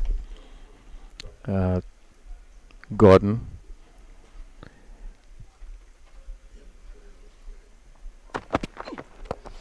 Gordon hits down the ground. Doesn't time it that well. Luckily for him, it doesn't, as Jeremiah running in off the long on boundary is not able to get close to that one. So an over, good over from Preston Maxwell, one which conceded just 2 runs, and means that it's 77 for 7 after 16. St. David's need 41 of 24 at 10 1/4 run and over. Yeah, good over by Maxwell. You could see him using some variation. They are slower delivery that last delivery, and they Gordon there looking for the big hit, only able to get it just over the bowler head and pick up another single. But at 77 for 7 with 4 overs to go, certainly they have begun that attack from both ends. Yeah, it seems to be some arena around too, as we saw some camera shots there that shows that there is some heavy overhead clouds, quite dark and grey, as the 17th over about to commence here. It might not pose an immediate threat for this one, but might probably affect the start of the next match, as this one is spinning across the Melvin Gordon, and another dot delivery in the books of in the computers of our scores. Yeah, and St. David continues to struggle with its batting. As we see the sprinkle moves across the ground, light drizzle, and now. And Gordon looking to swing that slower delivery there from Cyrus. He's able to hit on the pad, and he goes behind shot of Max Forsyth in the fine leg. The batsman crossover for a leg by. Now 78 for 4. 40 of 22 required. Again, Crooney would have described that type of shot quite a bit in this inning so far from George, looking to tug that ball. It's not getting close enough to the line of the delivery, and instead just hit it down too long on, and another single. Yeah, I think it's happening because of his stance and the position where the bat comes from. Everything they seem to be going down to that on the leg side to that long on position. You just need to, if you're going to hit straight, I think most of those deliveries will go back to the boundary. But he's really tugging, really swinging, instead of just probably opening up himself a bit and try to hit straighter. Yeah, there's 2 balls left in this spell for Cyrus. He's picked up 1 for 20. As the fielders not the fielders, but the players involved in the next match, we see they're going through some warm-up actions close to the boundary ropes. Again, sort of. And that one goes through the fielder. Bad effort there from the fielder on the long on boundary. He was able to get it wrong, but not able to field it cleanly and make it to be Johan Jeremiah. So a much needed boundary to St. David's cause. They now 87 for 4 in over number 17. 1 ball short of the 17th over. Yeah, this one was hit firmly. Again, still pulling across. And Jeremiah just misfeeling that delivery as it went down to the boundary for 4. He just need to open himself and try to hit a bit straighter instead of pulling across. Yeah, we're already close to 1 o'clock here on the final day of the NLA GPL T20. 3 overs left after this one, and with the score 85 for 7, St. David's would need 33 of the final 3 overs to score. They need to score at 11 runs and over. So it's certainly going to be all action from here on out. I think Preston Maxwell has 2 left, and probably the captain may turn to Tyrone Charles to bowl the third. Yeah, very interesting. 85 for 7. I think St. George's still have so many options in terms of keeping it tight, but 2020 cricket, as you know, career and anything can happen in 1 over. It takes 1 big over. But it will be a tough one. Yeah, it will be tough for St. David's, but not impossible. Not impossible at all. 33, 11 runs and over. 18 balls, 33 runs. Just require 1 big over, as we see the sprinkle continues, maybe in heavy droplets, as Maxwell bowls to George, who hits a slower ball down the ground where Jeremiah does the fielding. So Jeremiah, he has to move from long off to long off, and he's a youngster, so he'll be expected to do the heavy miles in the field. Yeah, good sensible bowling by Maxwell, slowing it up, the batsman having to reach for it as we see the rain is coming over, and and that one certainly being affected by the condition, helped behind square for 6. So a full toss on the hips of the batsman, helped behind square for 6. So a good 6 runs to Gordon, and 6 important runs to St. David's. They're now 92 for 7. Yeah, good shot and a bad delivery as you look at it here, full. And even though it's a bad delivery, he had to make use of it, and he hit it well over backward square for welcome 6. Yeah, and I think the partnership now moves on to 45. Match saving partnership so far from the pair, the 9th wicket pair from St. David's, as Gordon is 21 and George is 34. This one hits over the field at backward point for another boundary. So Melvin Gordon seems to be enjoying the proceedings at the middle. One full hit over the backward square. This one short and wide outside the off stump, hit over the fielder at backward point for 4. And St. David's, they're now back in it. They're now 22 required from just 15 balls. Yeah, good shot by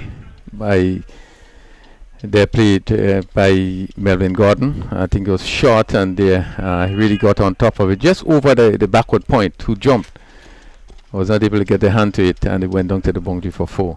But as you said, Kerry, a little sprinkly, certainly can have the bowlers bowling a little bit offline. I think the full toss was hit for 6.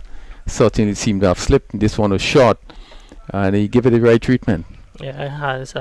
They seem to Alexis there in extra cover doing some wiping of the ball to get some of the moisture off it, and Gordon gets in line. Can be interesting there. Gordon played it back to the fielder Maxwell, looking for a single. Probably in the process, inadvertently, may have kicked the ball, but he was able to get back home. And he fights to save, lives to see another day. Yeah, very interesting. Just seemed to block the. No. Yeah, I think he probably was kind of shadowing the ball with his body to keep the fielder away from it. Yeah. Might have been interesting. Maybe another captain may probably ask a question from the umpire whether or not would have been obstruction. Certainly. But knowing the two teams and the friendly nature they play the game, that was not on the cards today. Delivery wrapped in Gordon on the pad, and the batsmen, they go through for a single, a leg by. So one more run to the total, and it's a 50 partnership up for St. David's. 50 in 44 balls, 30 minutes, 4 fours and 2 sixes. 50 for the 9th wicket. It's actually the highest partnership. Sorry, for the 8th wicket, it's actually the highest 8th wicket partnership in the tournament. The previous best was just a paltry 19 by St. Mark versus St. Andrew, as Keon George hits that one down tongue, drop shot of Hazard coming in off the long off boundary, thinking of our second, but the throw comes through Stewart to deny them to 1. So at the end of the over, 13 runs scored off the over, 2 overs to go. St. Davis required 20, and it's Keon George on 35 and Melvin Gordon on 25. Well, good work by Hazard on the boundary there, as this one was hit down to long on, and he couldn't take the catch, but he really came in and stopped the delivery, and limiting the batsman to only 1. 98 for 7, we are 18 overs being bowled, and we need 20 in 2 overs. And Kerry, certainly I still think that we would have to have a really big over here, and still think that I'd want to give St. George's the edge. Yeah, it's going to be a big over. Now pressure would be on the youngster Tyrone Charles, who will be taking up the action from the southern end, and with the 2 set batsmen at the crease going at 10 runs and over, I think they should get it. If you might look at the scoreboard and see you need 10, but it's actually just 20 from 12 balls, and 1 over of 8 or 9 or 10 or 11 going into the last over requiring 8 can probably back the batsmen. But again, wicket can change the equation. St. Davis will be looking to see if the pair in the middle can carry them home. Yeah, certainly some interest created here with 20 required from 12 deliveries. And that one, Keon George is wrapped on the pad very close to him, looking for room, which is not provided there by Tyrone Charles. So good start there from the youngster. Yeah, good start, pitches on the legs, and again the mid-wicket conference. Really, I think that George just need to be careful not to move too quickly. Need to pick up the line of the ball. And he was looking again for his favourite side on the leg side. Yeah, as we see, mid-wicket is in place. That is Kem Charles down on the mid-wicket boundary. For George, for most of the innings, they got a fielder in that position.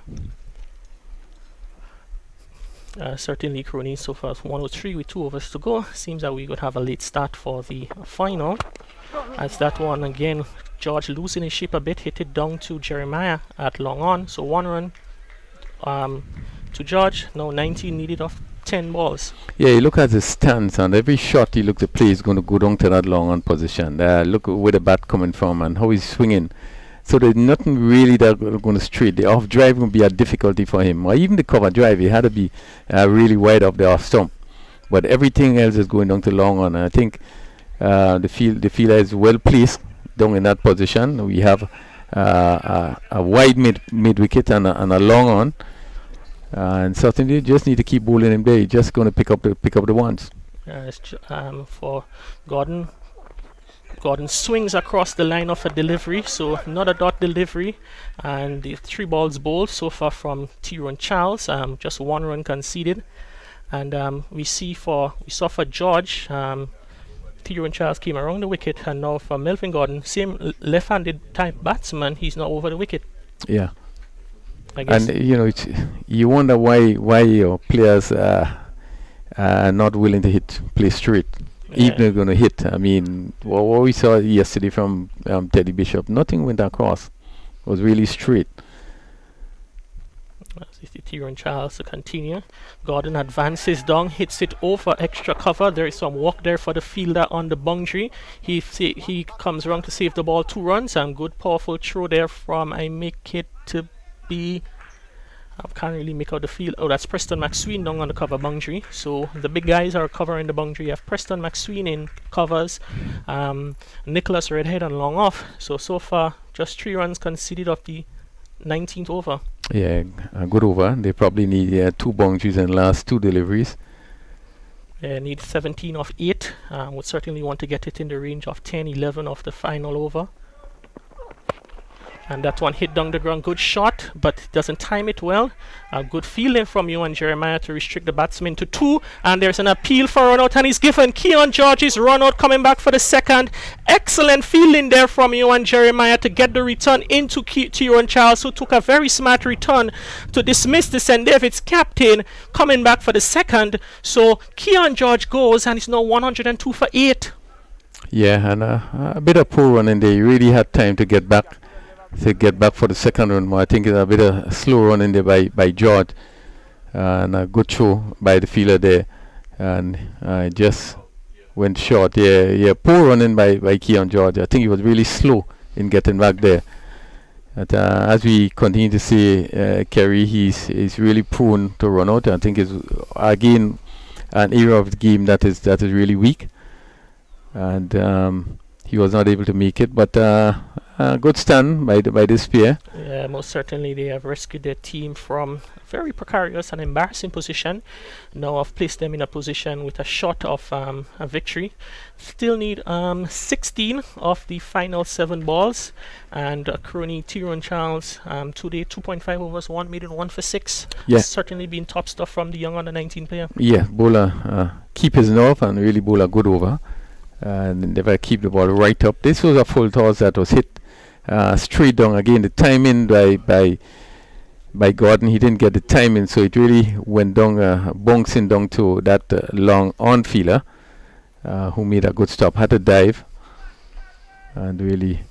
Yeah, I think Jeremiah, he would have got down very quickly, picked up and returned the throw in, powerful throw right over the stumps, where Tyrone Charles, he had to do was just to collect and dislodge the bails. Very important last ball coming up. And that one again driven firmly down the ground, so Melvin Gordon will retain strike of the last over. And with 1 over to go in the 3rd place playoff between St. David's and St. George, St. David's will need 15 of the last over, and we anticipate that it will be Preston McSween who will be bowling for St. George's. Yeah, I guess the first 2 balls will be very important. Just keep it tight. It will be difficult. It will be difficult to get 15 in the last over. St. Davis losing 8 wickets. But looking back at the batting of really St. Davis, I don't think they would be happy when they look back and see what happened. Yeah, and trying to get to that score of 118. Yeah, I think the batting order. It was really poor cricket all around. Yeah, as we see St. Andrews, they're going through some warm-up drills. Quite a bit of bubbly bunch there, down on in front of the Royal Lewis Junior Murray stand. As St. Patrick's. I know they're on the outside. They've been going through their drills also. It's already almost 1:08, so that means if the game was scheduled to start at 1:30, so we would have a late start. And we see the final over to start to be bowled by Preston McSween in the legs of Melvin Gordon, played down to the deep fielder for a single. So that brings Imran Blacks Joseph to the crease. He's certainly one flamboyant player who can hit the ball a hard and long way. He's known for his exploits in wind ball cricket and would have done it in the past, some of those big hitting. But now with 5 balls to score 14 runs, he would have to do it from ball 1. Yes, certainly. And he's the sort of player that would say, leave it up to me, he will get it done. That's the kind of confident player he is. But really going to be a tough one. I think McSween will be looking to bring the ball right up. He probably also going to look to use a slow one in terms of variation. So he will really have to pick it well. We know that he's a strong hitter. McSween gets set coming around the wicket into the legs of Imran Joseph, drilled down the ground for a single. In where Johan Jeremiah, who has been busy quite in the last few overs, running from long on to long off, for his team causes. So now 2 runs scored off the first 2 balls, 13 needed of the final 4. Yeah, good bowling by McSween. He's never keep the ball right up. So the only option is to hit it down the ground for 1. So this ball going to be crucial. Yeah, as he's back over the wicket to Melvin Gordon. Certainly his plan is to probably cram the batsman for room and seem to be attacking the stumps, and slower ball as you would have you called, and that one beats the reach of Melvin Gordon, so it's a dot ball. Field batsmen were probably looking for a wide, not called by umpire man Warren, as we see the replay there. And it's a good decision there from umpire man Warren. It was within the tram lines established to assist the umpires, and so far good start from McSween, 2 of the first 3 balls. Yeah, certainly he's using his experience there. He will have the batsman to reach for it full and wide. And Melvin Gordon swings onto the leg side. It seems Kem Charles will take, is that Tyrone Charles? Yeah, Tyrone Charles will take an easy catch on the mid-wicket boundary. So Melvin Gordon goes looking to clear the onside field. Can't beat Tyrone Charles on the mid-wicket boundary. So it's a 9-wicket down now, and I think it's almost curtains in this encounter with 13 required of the final 2 balls.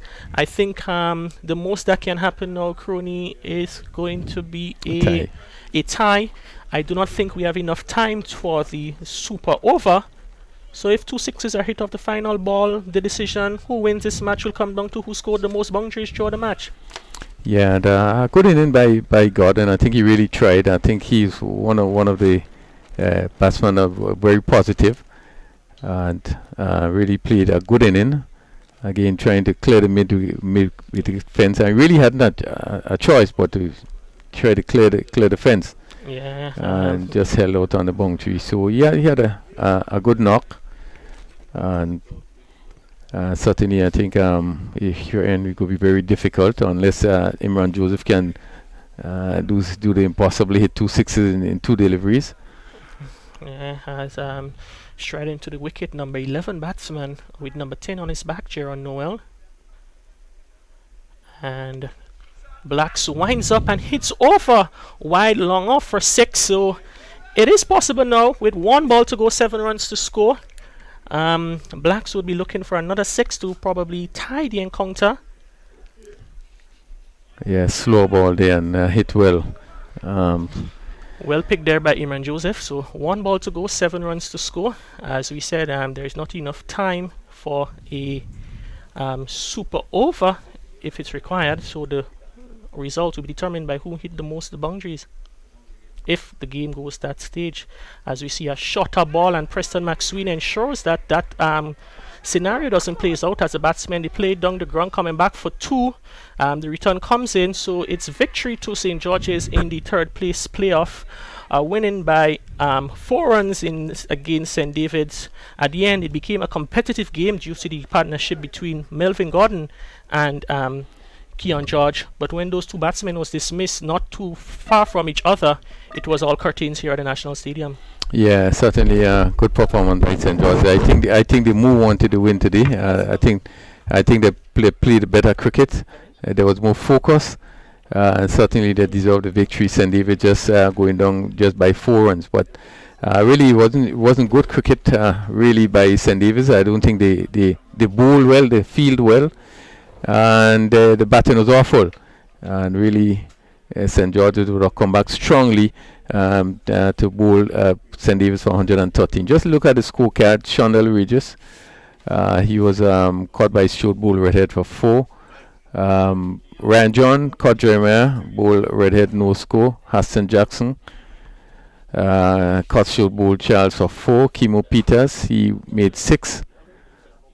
And just from the top, Mahed Lambert run out. He scored 2. Samuel Charles caught Alexis Bull Charles for 5. Keon George run out. He scored 36, top score with 36. Roland Keto was caught by Maxine Bull redhead 7. Shondell Regis caught Stuart Bull redhead 4. Ryan John caught Jeremiah Bull redhead, no score. Heston Jackson caught Stuart Bull Charles 4. Kimo Peters Bull Cyrus 6. Melvin Gordon caught Charles Bulls Maxine for 30. Joseph not out 9. Noel Noel not out, no score. 113 for 9. Nicholas Redhead 4 overs, no maiden, 19 runs, 3 wickets. Kem Charles 4 overs, no maiden, 15 runs, 1 wicket. Daryl Cyrus 4 overs, no maiden, 25 runs, 1 wicket. Tyrone Charles 3 overs, 1 maiden, 7 runs, 1 wicket. Rashid Daniel 1 over for 13 runs, and Preston Maxine 4 overs, 1 for 32. And St. George is winning by 4 runs in this 3rd place playoff. It therefore mean St. David's would have ended up coming 4th, St. George's 3. And we await the big finals that is going to start, set for 1:30. We are now looking at the weather as the wicket is being covered, and we are hoping that it won't be a long period. But big final which is expected between St. Andrews and St. Patrick's is to take place pretty soon, and we are hoping that the weather would be fine. Give us the opportunity to close this tournament, which have been a good one, to see the finals as we look to conclude this tournament, T20 tournament among the 6 parishes of Grenada. So until we back when probably the weather is fine and we are ready to start the next game, we would take a short break and we'll join you as soon as there's play available.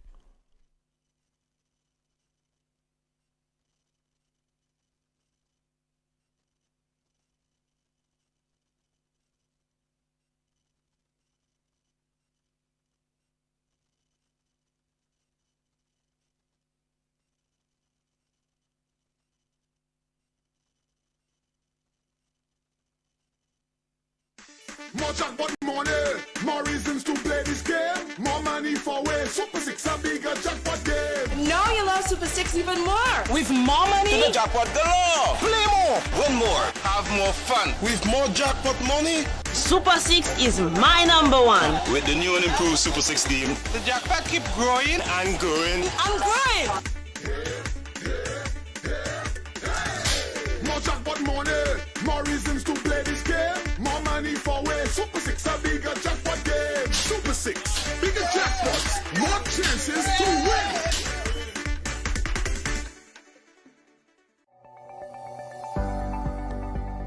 Get Vax. It's your best shot. Hello. A message from the Ministry of Health.